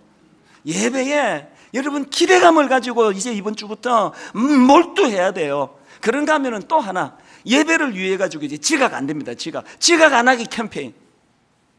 여러분, 이제 분명히 제가 선언하는데요, 이제 예배 시간이 지나가면은 이제 문 닫을 거예요. 이제 지각 허락하지 않을 거예요. 하나도 놀라지 않는 게, 아이고 저 말 저거 2년 전부터 했는데 이번에 진짜 할 거예요. 지각 안 됩니다. 결론을 맺으면서, 여러분, 오늘 본문 3장 1절부터 8절에 나오는 그 유대인들처럼 회개하지 못하고 자기 변명과 책임 전가에 급급한 그 자리에서 일어나 나오셔야 돼요. 그리고 하나님의 신실하심을 의지해서, 하나님, 오늘도 일하시는 그 하나님, 저도 그 하나님의 신실하심을 맛보아 알기를 원합니다. 저는 이번 2학기에 예배가 살아나고 하나님의 임재를 경험하고, 분당 우리 교회 지금도 그렇게 일하시지만 이곳저곳에서 하나님의 일하심으로 심령이 변화가 되고 가정이 회복이 되고 혼미한 자녀들이 다시 주님 앞으로 돌아오고 아버지의 놀라운 역사를 맛보는 분당 우리 교회 되기를 원합니다. 예배를 살리셔야 돼요. 저는 오늘 말씀의 결론을요, 이 찬양으로 맺기 원합니다. 전능하신 나의 주 하나님은 능치 못하실 일 전혀 없네. 우리의 모든 간구도, 우리의 모든 생각도, 우리의 모든 꿈과 모든 소망도, 신실하신 나의 주 하나님은 우리의 모든 괴로움 바꿀 수 있네. 여러분이 확신을 가지고 우리 한번 찬양할 때 이 찬양이 어떤 능력인가를 맛보는 오늘 이 예배가 되기를 바랍니다. 부르면서 머리에 막 두 가지 작동이 다 일어나는 거 아닙니까? 막 찬양은 주의 말씀 의지하여 부르면서 머리로는 예배 끝나고 점심 때 뭐 먹지? 그 사람 만나서 무슨 얘기하지? 막 이 두 가지가 동시에 일어나는 게 이게 지식의 저주예요. 한번 몰두해 보겠습니까? 기왕 오셨는데 한번 우리 하나님께 한번 집중해 보시겠습니까? 제가 가사를 왜 불러드리는지 아시죠? 육신의 눈을 닫고 영안을 열고 하나님께 몰두하는데 도움 드리려고 가사를 불러드리는 거예요. 다시 한번 이 찬양 부를 때 하나님, 예배를 통하여 신실하신 하나님을 만나기 원합니다. 엿새 동안에 알면서도 이걸 끊지 못해 그 죄악의 언저리를 맴돌고 있던 이 저의 초라한 모습이 예배로 단번에 그것을 이길 수 있는 능력을 맛보기 원합니다. 하나님, 우리 아들을 살려주세요. 하나님, 우리 딸을 주님이 붙잡아 주시는데 예배를 통하여 역사하여 주시옵소서. 이 소원을 가지고 우리 다시 한번 가사 하나하나의 마음을 담아 이렇게 노래합니다. 전능하신 나의 주 하나님은. 최근에 마음을 따뜻하게 하는 그런 그 기사 하나를 제가 읽었는데요. 아마 많은 분들이 이 기사 읽고 저하고 비슷한 감동을 느꼈을 거라 생각하는데, 그 중국에서 일어난 일이라고 합니다. 어떤 청년이 대학원 시험에 이제 떨어진 겁니다. 너무나 꿈꾸던 그런 시험에 이제 낙방하고 나니까 마음이 너무 힘들었나 봅니다. 그래서 이 좌절한 아들이, 이 청년이 그 3년 전에 돌아가신 아버지 생각이 자꾸 나는 거예요. 그래서 이제 그 아버지가 살아 계실 때 사용하던 핸드폰 번호로 문자를 보낸 겁니다. 이렇게 보냈습니다. 아빠, 저 대학원 입시에 합격하지 못했습니다. 예상한 결과이긴 해요. 정말 열심히 준비해서 내년에 다시 도전해 보려고 합니다. 제 성격 아시잖아요. 꼭 합격할 겁니다. 아빠, 너무 보고 싶어요. 꿈에라도 나와주세요. 아빠가 보고 싶네요. 이거 문자 보내면서 아빠가 답 보내실 거라고 생각하고 보내는 사람이 어디 있겠냐고요. 그냥 그리우니까 그렇게 보냈는데 깜짝 놀라는 일이 일어난 겁니다. 답이 왔어요, 아빠한테. 이런 내용으로 답이 왔습니다. 걱정하지 마라, 아들아. 누가 항상 성공만 할 수 있겠니? 앞으로 나아가렴. 난 내 아들이 가장 대단한 사람이라고 믿고 있어. 아빠도 내가 보고 싶단다. 다 짐작하시겠지만 그 답 문자는 지금 그 핸드폰을 쓰고 있는 그 핸드폰 주인이 보낸 거예요. 그 사람이 딱 보니까 어떤 상황인지 딱 알 거 아닙니까? 그래서 이 젊은 청년에게 용기를 주고 싶어서 그렇게 아빠 이름으로 그렇게 답을 보냈고요. 그 답을 받은 이 아들이 펑펑 울고 그러면서 이제 또 다시 이제 또 감사하다고 인사를 건네고 하는 그런 일이 있었다는 거예요. 그래서 저는 이 가슴 따뜻한 내용을 제가 읽으면서 우리 교회 성도님과 관련해서 제가 경험했던 마음 따뜻한 일이 떠올려지는 겁니다. 저희 교회에 함께 신앙생활하던 남자 성도님이 갑자기 돌아가시는 그런 가정이 있었습니다. 그런데 이분이 너무나 좋은 남편이셨고 너무나 아이들에게 자상하고 좋은 아버지신 거예요. 그러다 보니까 이제 모든 가족이 너무나 슬픔에 빠져 있겠지만 그 중에도 이제 사춘기를 지나고 있는 이 고등학교 딸아이가 그 충격이 너무 큰 거예요. 그래서 이제 이 딸아이가 막 방황하고 그런 긴 세월을 보내고 있었는데 그거를 이제 지켜보던 학교 담임 선생님이 참 귀한 분이에요. 그 학생들도 되게 많고 그럴 텐데 유난히 지금 힘들어하는 그 아이를 지켜보시고는요, 그 아버지가 돌아가신 지 1년이 되는 그 즈음이래요. 이 선생님이 손편지를 썼는데요, 그 학생의 돌아가신 아버지께 쓰는 형식으로 해서 그 편지를 그 힘들어하는 제자에게 준 겁니다. 이제 그 제자가 읽고 힘내기를 바라는 마음으로 이제 그 돌아가신 아버지께 보고하는 형식으로 이 선생님이 편지를 쓰셨는데 너무 감동이 돼서 그 카피본을 그 어머니가 저에게 보내줬는데요, 제가 이걸 보관하고 있습니다. 그 내용이 이렇습니다. 앞부분에서 이 딸이 얼마나 모범적인 학생인지, 선생님들께 얼마나 칭찬 듣는 학생인지, 이런 그 칭찬을 많이 이제 앞에서 늘어놓고요. 그리고는 이제 그 다음에 한번 들어보십시오. 앞서 드린 내용은 모두 진실된 마음으로 드린 사실이지만 빠뜨린 내용도 있네요. 진희는, 제가 가명을 썼습니다. 진희는 아버님께서 떠나가신 뒤 무척 힘들어합니다. 셀 수 없이 많은 날 동안 눈물을 흘렸고 토닥이지 못한 아픔은 숨조차도 쉴 수 없게 했었지요. 자상하고 인자하셨던 아빠셨기에 진희는 앞으로도 평생 아버님의 사랑을 잊지 못할 것이고 이따금 주체할 수 없는 울음을 흘리고야 말 것입니다. 그렇지만 그럼에도 진희는 자신의 삶을 아름답게 그려갈 것입니다. 아버님의 사랑 덕분에 커왔고 아버님의 사랑 때문에 더욱 슬프지만 결국 아버님의 사랑 덕분에 앞으로의 소중한 나날들을 살아갈 수 있습니다. 사랑을 많이 받은 아이는 장차 사랑을 베풀 줄 아는 어른이 되는데 진희가 바로 그런 아이이고 그런 어른이 될 것입니다. 이런 내용의 편지를 제가 읽는데요, 너무 감사한 겁니다.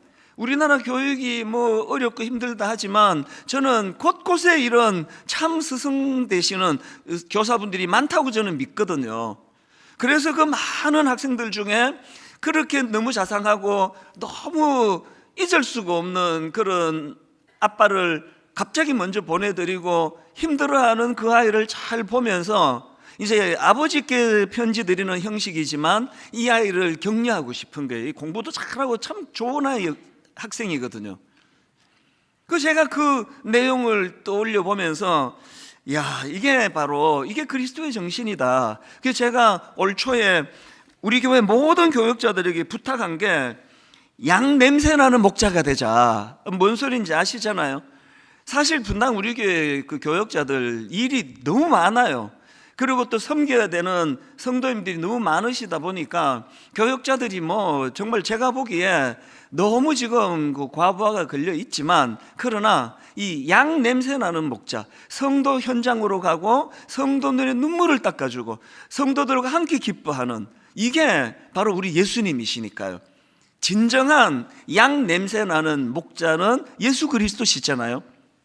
제가 왜 이렇게 말씀을 오늘 이렇게 시작하는가 하면은요, 바로 오늘 본문에서 이 양 냄새 나는 예수 그리스도의 정신이 그대로 드러나기 때문입니다. 오늘 본문에 보면 방황하는 두 사람이 등장을 하는데요. 자, 오늘 본문 누가복음 24장 13절 14절입니다. 그날에 그들 중 둘이 예루살렘에서 25里되는 엠마오로 하는 마을로 가면서 이 모든 된 일을 서로 이야기하더라. 지금 이 두 제자는요, 예루살렘에서 예수 그리스도에게 올인한 사람 같아요. 모든 걸 주님께 다 걸었는데 그 예수님이 자기들 그 로마에 압제당하고 있는 그 자기 민족을 구원해 줄 그런 영웅으로 생각을 했는데 예수님이 십자가에서 힘없이 죽으셨어요. 이게 이제 너무 충격이 되고 한번 그분에게 모든 걸 다 건 입장에서 이제는 끝이다. 그래서 이제 절망해서 예루살렘을 떠나는 겁니다. 이제 엠마오로 향해 터벅터벅 걸어가는데요, 여러분 그 모습을 한번 상상해 보세요. 뭐 발걸음이 천근만근일 거예요. 모든 인생을 걸었던 것이 이게 실패로 돌아갔다는 그런 좌절된 상황이었는데, 그런데 여기서 한 가지 주목해야 되는 게 뭐냐 하면은요, 왜 이런 낙심이 그 두 사람에게 찾아왔는가? 마가복음 16장 11절에 보면 같은 사건을 기록하고 있는데요, 이렇게 이야기합니다. 그들은 예수께서 살아나셨다는 것과 마리아에게 보이셨다는 것을 듣고도 믿지 아니하니라. 그러니까 이게 뭐 누구를 탓하겠냐고요. 이미 주님이 부활하셨다는 소식을 전해 들었으면서도 믿음이 안 가는 거예요. 믿지 않은 겁니다. 그러니까 자기들이 만든 이 불신앙, 이게 지금 이 절망으로 그들을 몰고 간 그런 상황 아닙니까? 그러니까 예수님 입장에서는요, 아주 괘씸한 케이스예요. 나중에 예수님이 또 꾸짖으시기도 해요. 어떻게 이렇게 믿음이 없느냐고. 저는 이 본문 말씀을 묵상하면서 지금 예수님이 뭐 사사로운 일하러 오신 거 아니잖아요. 그 부활하신 주님이 이 완전 믿음도 하나도 없고 그것 때문에 낙심해서 자기 스스로를 지금 발목을 묶고 낙심하고 좌절해 있는 이 두 사람을 주님이 만나 주세요. 그들을 주님께서는 눈물을 닦아주시고 회복시켜 주시기를 원하세요. 그래서 제가 예수님을 양 냄새나는 목자이시라고 그렇게 말씀을 드릴 수 있는 거거든요. 15절에 보니까 예수님이 그들을 찾아가십니다. 그들이 서로 이야기하며 문의할 때에 예수께서 가까이 이르러 그들과 동행하시나. 또 17절 예수께서 이르시되 너희가 길 가면서 서로 주고받고 하는 이야기가 무엇이냐 하시니 두 사람이 슬픈 빛을 띠고 머물러 서더라. 사실 부활하신 예수님의 행보를 보면요, 다 이런 식이에요. 부활하신 예수님께서 베드로를 찾아가시잖아요. 베드로가 무슨 짓든지 다 하시잖아요. 예수님이 십자가 지시던 그 엄중한 상황에 주님을 부인해 버리잖아요. 그래서 예수님이 지금 베드로를 만나시는데 꿀밤 주러 가신 거 아니에요. 베드로는 지금 자기가 저지른 그 가슴 아픈 그 일 때문에 절망하고 있는 거예요. 마음이 무너져 있는 상황이에요. 그를 싸매어 주시러 가신 겁니다. 그래서 예수님이 직접 분위기를 연출하세요. 그 숯불을 피우세요. 아시죠? 예수님이 그 십자가 지시던 날 이 베드로가 추워서 숯불을 떼고 있었거든요. 그 환경을 만드세요. 그리고 거기에 베드로가 구운 그 잡아온 고기를 구워서 먹이세요. 그리고는 여러분 유명한 주님의 말씀 아시잖아요. 네가 나를 사랑하느냐? 예, 주님 사랑합니다. 또 물으세요. 그 네가 나를 사랑하느냐? 네, 주님이 아시다시피 저 주님 사랑합니다. 또 물으세요. 네가 나를 사랑하느냐? 베드로가 주님을 3번 부인했기 때문에 예수님은 베드로의 상처를 끄집어내기 원하세요. 그리고 그 마음을 회복시켜 주시는 거예요. 이게 예수님이세요. 도마와 그 제자들을 또 마찬가지 아닙니까? 목표를 잃고 방황하던 제자들을 찾아가셔서 그들에게 다시 꿈을 심어주시고, 그래서 실패자로 초라하게 써있던 그들을 일깨워 주시는 분, 이분이 우리 주님이세요. 오늘 우리가 부활 예배를 드리는 건요, 2000년 전의 행사를 기념하려고 모인 거 아니에요. 오늘 이 주님이, 양 냄새나는 주님이 부활하셔서 영으로 우리를 그렇게 인도하고 계시다는 겁니다.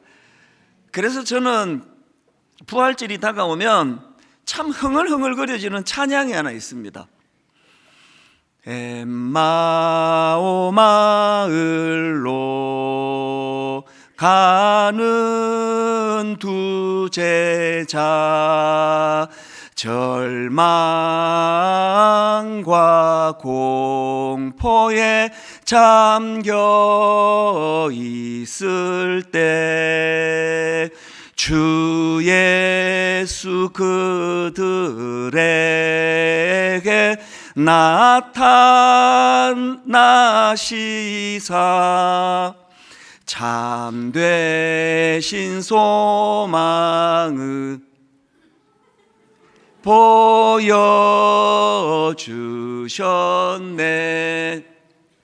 이게 이런 게 많아가지고요, 아까 잘 됐는데, 제가 이 찬양을 흥얼거리는 포인트는 2절에 있습니다. 이 엠마오로 가던 두 제자를 가지고 우리들의 삶에 대비한 가사거든요. 2절이 이렇습니다. 이 세상 사는 길, 엠마오의 길, 끝없는 슬픔이 앞길을 막으나 주 예수 우리들에게 나타나시사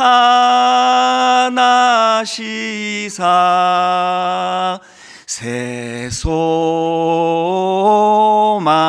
주심을 믿사옵니다. 나그네 길 걸어가는 이 세상이 이게 엠마오로 가는 길이래요.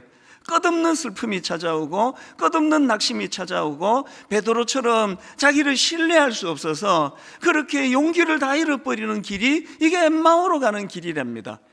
그런 엠마오 길을 걸어가는 낙심된 인생길 가운데 주님께서 우리에게 새 소망을 오시는, 이게 부활절의 의미거든요.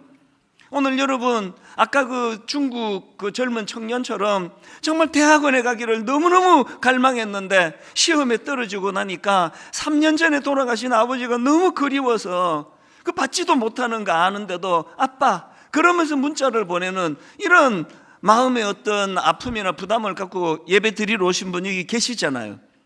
정말 너무 내게는 소중한 아빠였고 세상에서 가장 자상하고 좋은 그런 아빠가 갑자기 돌아가시고 나서 그 오랜 시간을 방황할 수밖에 없는 그 사춘기 그 딸, 그 마음이 이게 이 땅을 살아가는 우리들이 종종 겪는 상실감. 그래서 그 아이를 위해서 참 손편지를 써주시는 그 담임 선생님이 너무 귀하게 느껴지는 건 우리가 그런 상황을 공감하기 때문 아닙니까? 이런 과정을 안 거치고 오는 분이 누가 있겠냐고요.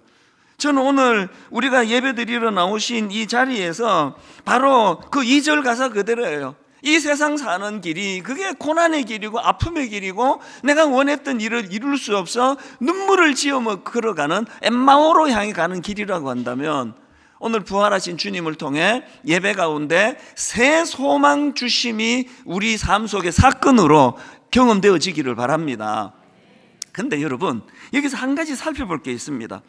오늘 본문을 보면은 지금 예수님께서 낙심한 그 두 제자를 주님이 찾아주시는데요. 문제는 그 두 제자가 그 사실을 깨닫지를 못하는 겁니다. 아무리 찾아가면 뭐 하느냐고요. 인식을 못하는데요. 그 내용이 지금 본문 15절 16절에 나옵니다. 그들이 서로 이야기하며 문의할 때에 예수께서 가까이 이르러 그들과 동행하시나 그들의 눈이 가리워져서 그인 줄 알아보지 못하거늘. 지금 그인 줄 알아보지 못한다 하는데 그 앞에 이유를 설명해요. 눈이 가리워져서. 여기 나와 있는 그 눈이 가리워져서 할 때 가리워지다, 이게 헬라어로 크라테오라는 단어인데요. 이 단어는 무언가에 강력하게 사로잡혀 있는 상태, 그래서 가리워진 상태예요. 뭔가에 지금 사로잡혀 있는, 지금 엠마오로 향하던 두 제자가 강력하게 자기를 사로잡고 있는 선입견이 뭐예요? 사람은 죽으면 끝이라는 거예요. 그래서 예수님이 부활하셨다고 그 이야기를 전해 듣고도 말도 안 되는 일이라고, 있을 수 없는 일이라고 강력한 선입견이 이 두 제자를 사로잡고 있었기 때문에 부활하신 주님이 찾아오신 게 와닿지가 않는 거예요. 오늘 여러분 우리가 이 말씀이 주는 중요한 메시지가 있지 않습니까? 오늘 우리 모두가 지금 마음에 담아야 되는 게 뭐냐면요, 모두가 갖고 있는 선입견이 있습니다. 그 인간의 한계로 갖고 있는 선입견으로 교회를 나오니까 도대체 믿음에 진전이 없는 거예요. 여기 어떤 분들은요, 막 하나님이 우리 인간이 못 해내는 놀라운 일을 하시는 걸 막 못 견디는 분이 계세요. 그게 어떻게 가능하냐고 그게. 아니, 제가 지금 여러분 나는 죽었다 살아날 수 있습니다 그러면 저는 미친놈이에요. 아니면 악한 교주가 될 거예요. 저는 죽으면 끝이지 못 살아나요. 천국 가요 그냥. 그래서 인간이에요. 예수 그리스도는 죽음의 권세를 이기시고 부활하셨습니다. 그래서 그분 하나님이에요. 한번 역으로 이렇게 생각해 보시자고요. 나하고 뭐 조금도 다를 바가 없는 신, 그럼 뭐하러 믿어요? 아니 뭐 하나님이 하신 일을 막 조금만 이야기하면 막 못 견디는 분이 계시는데요. 그렇게 무능한 신이라면요, 아니 교회 문 닫자고요. 그 시간 아깝게 지금 여기 여러분 한 번만 드리면 되지. 나 하루 종일 예배 인도하고 토요일 설교 준비 또 하고 우리 아버지는 거기다 인생을 거시고. 그럼 뭐냐고요 이게. 다시 말씀드립니다. 지금 엠마오로 향하여 절망에 있던 두 제자를 주님이 그들을 긍휼히 여기고 찾아가셨는데 인식을 못해요. 왜? 그 두 제자를 사로잡는 강력한 선입견이 눈을 가리어버려가지고. 나는 못하는 일이 많아요. 그래서 인간이고요. 그래서 제게 하나님이 필요하시고요. 내가 못하는 거 하나님도 못하신다. 그게 좋으세요? 성경에 뭐 주님 하신 일을 조금만 얘기하면 막 얼굴 시뻘겋게 막 대드는 분이 계세요. 이게 가능하다고 생각하십니까? 그 가능하지 않기를 그렇게 원하세요? 그럼 뭐하러 우리 예수 믿느냐고요. 이상하게 하나님을 이렇게 그냥 작게 만들어가지고 자기 삼촌 정도 수준으로 그렇게 생각하고 예수를 믿어가지고 뭐 그렇게 그냥 뭐 어떡하겠습니까? 그런 선입견이 꽉 차 있는데 뭐 그냥 그렇게 쭉 사셔야지 어떡합니까? 그러나 여러분, 그런 신에게서 뭘 기대하십니까? 적어도 여러분, 제가 수없이 간증하듯이 제 삶 속에서 저는 죽은 나사로 내 안에서 100번도 더 죽었다 살아난 사람이에요. 뭐 홍해가 뭐 100번만 갈라졌겠냐고요. 오늘 우리 안에 있는 이 강한 선입견이, 그래서 여러분 이 두 제자가 그들이 갖고 있는 강한 선입견의 결과가 17절 같은 슬픈 결과, 예수께서 이르시되 너희가 길 가면서 서로 주고받고하는 이야기가 무엇이냐 하시니 두 사람이 슬픈 빛을 띠고 머물러 서더라. 날마다 인생이 날마다 불행하잖아요. 뭐 맨날 우울하잖아요. 뭐 언제 한번 막 주님의 역사하심으로 막 춤을 추듯이 기뻐하고 이런 일이 한 번이라도 있었냐고요.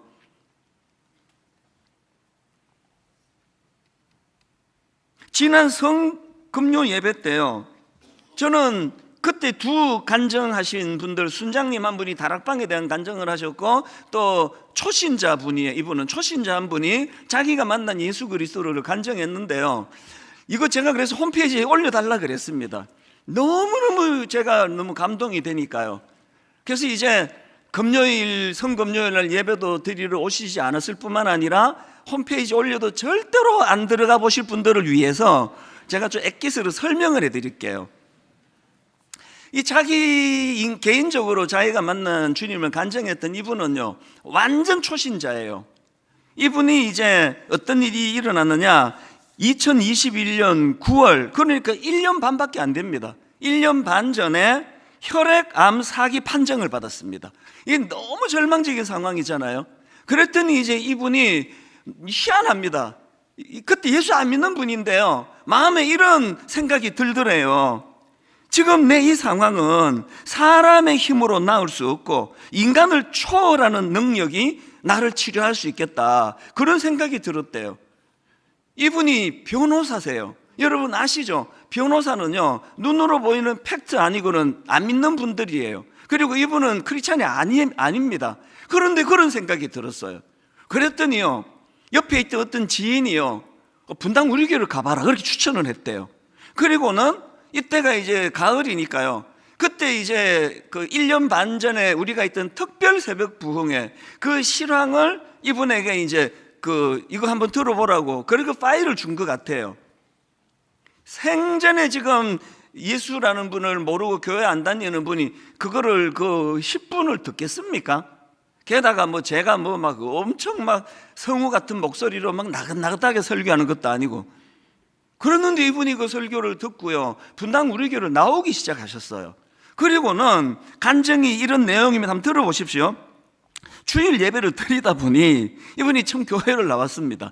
이제 많은 걸 알게 됐죠. 주일 예배를 드리다 보니 큐티, 새벽 예배, 수요 예배, 금요 기도회도 있다는 것을 알게 되었고, 찬송가 외에 우리들의 찬양이 있다는 것을 알게 되었습니다. 이제 우리 교회에서 만든 그 찬양집을 보신 거예요. 그리고 이제 그 다음 보세요. 그때부터 성경 찬송가 예배를 위한 태블릿, 필사 노트가 늘 저와 함께 하였습니다.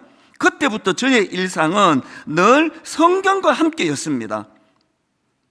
입원해서 항암 치료 받을 때도 마찬가지였습니다. 그 다음에 좀 되게 재밌습니다. 이렇게 써놨습니다.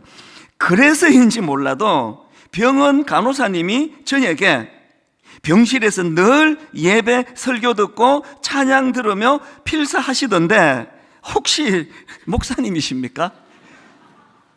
이게 이분이 그때 예수 믿은 지 몇 달 안 되는 상황입니다.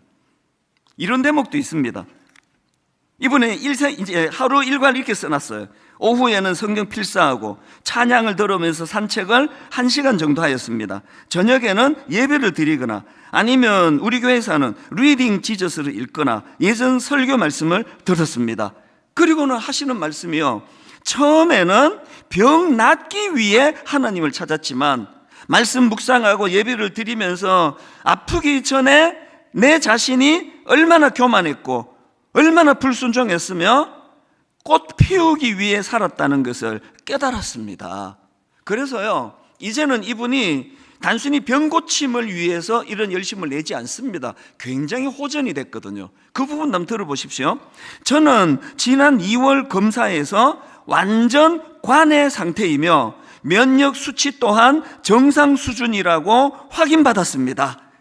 이렇게 진전이 있었는데 그럼에도 불구하고 그 다음 내용 보세요. 지금은 저의 소망을 이루기 위해 다락방 안에서 공동체 생활과 성경 공부를 하고 있습니다.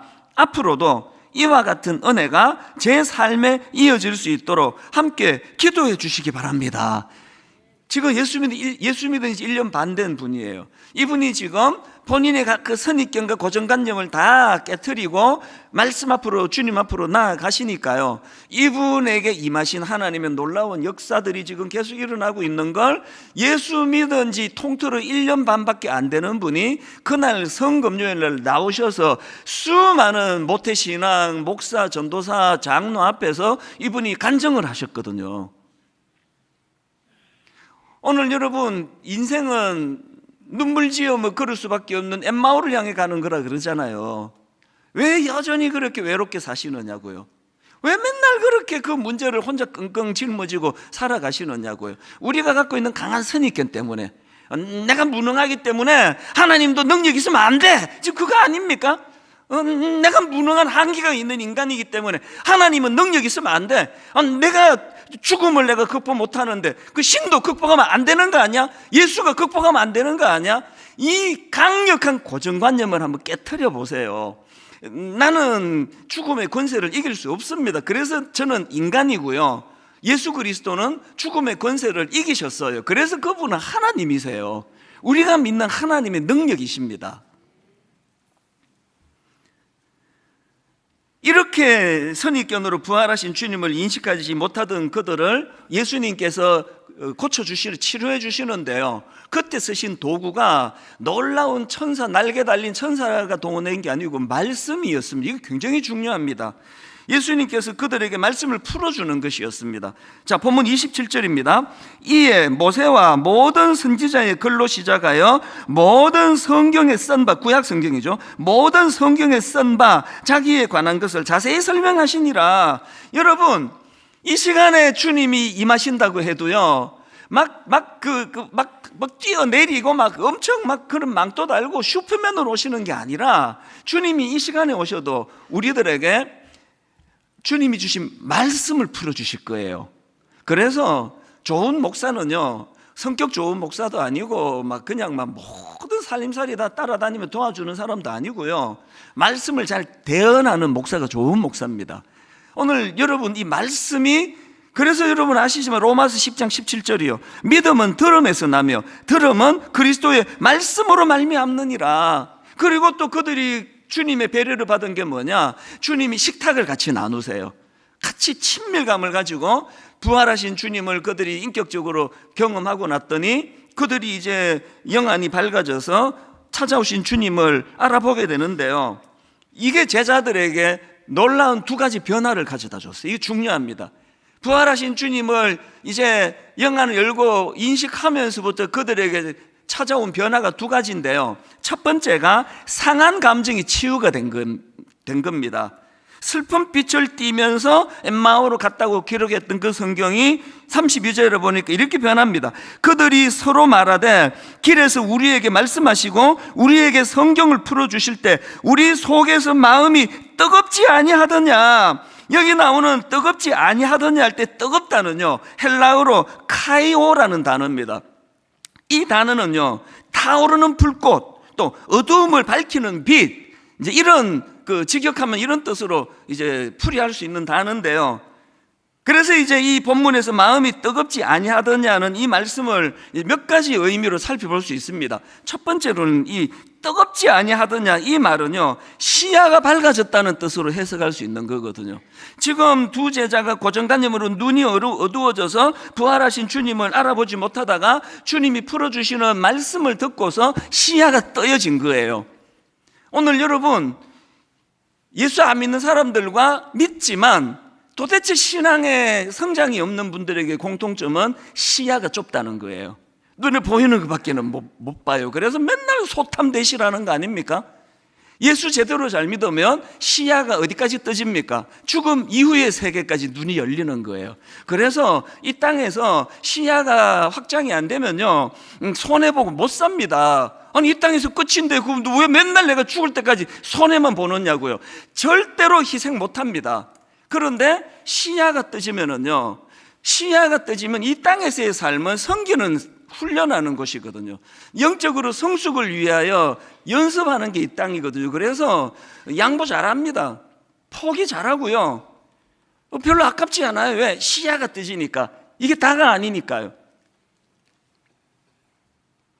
그런가 하면은 또 하나 있습니다.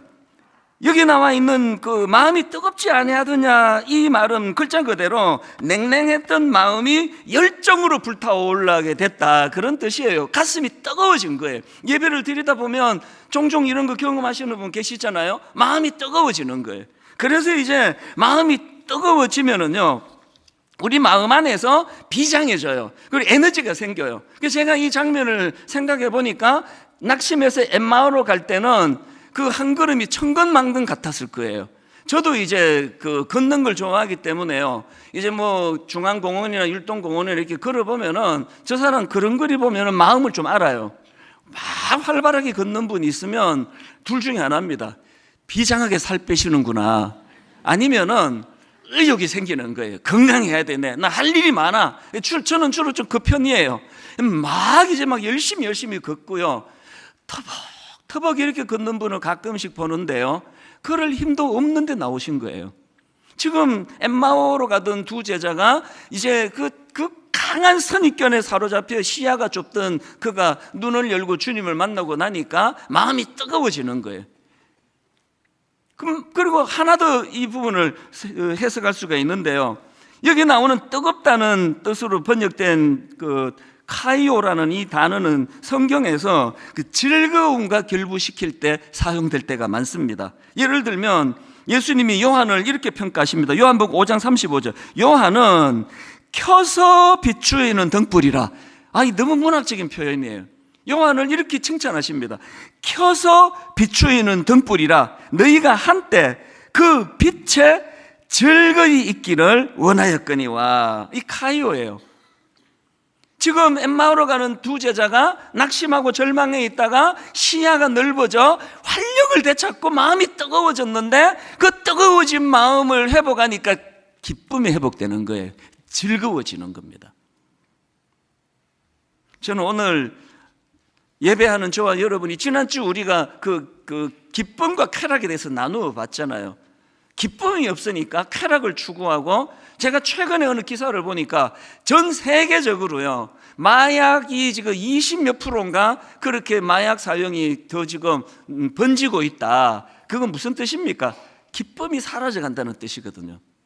오늘 예배하는 가운데요, 여러분 의욕이 회복되기를 원합니다. 활력을 되찾게 되기를 바랍니다. 그리고 그것이 억지로 걷는 게 아니라 기쁨의 회복으로, 즐거움으로.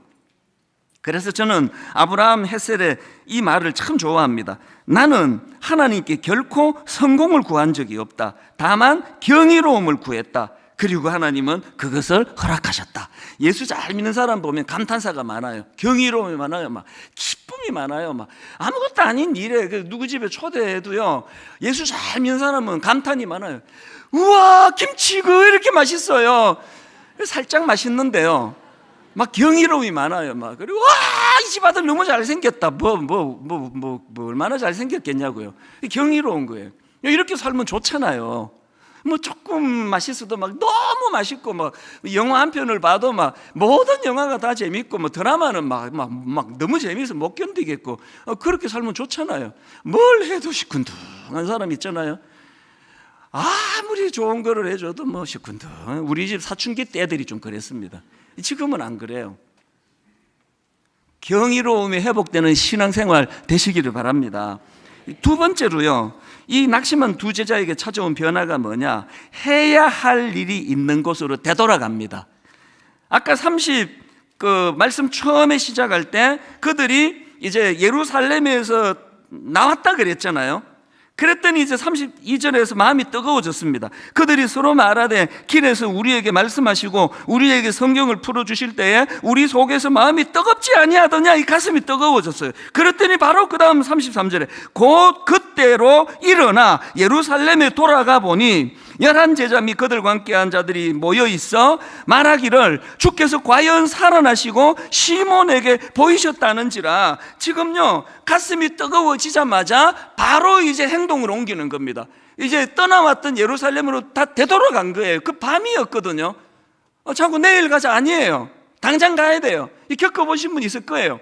너무너무 가슴이 뜨거워지는 일이 있으면은요, 그 밤을 보내는 게 못 견디게 답답한 이런 일을 겪은 이 두 제자가 지금 그런 겁니다. 가슴이 뜨거워지니까 떠나왔던 예루살렘을 향하여 되돌아가지 않으면 못 견디는 겁니다. 왜 되돌아가지 않으면 안 됐을까요? 사명이 생겼거든요. 지금 예루살렘에도 자기와 같은 사람들이 많을 텐데, 주님의 부활을 강한 선입견으로 못 믿고 그래서 우울하고 낙심된 사람이 많을 텐데 그들에게 전하고 싶은 거거든요.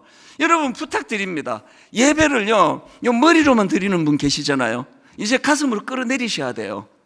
뭔 설명을 해도 또 저 목사 또 이상한 소리 하네. 예수가 뭘 저런 일을 했다 그래. 머리에서 맴돌아요. 100년을 다녀보세요. 아까 그 변호사 초신자와 같은 역동적인 은혜를 맛볼 수 있는가요? 그래서 여러분 이런 말 하시잖아요.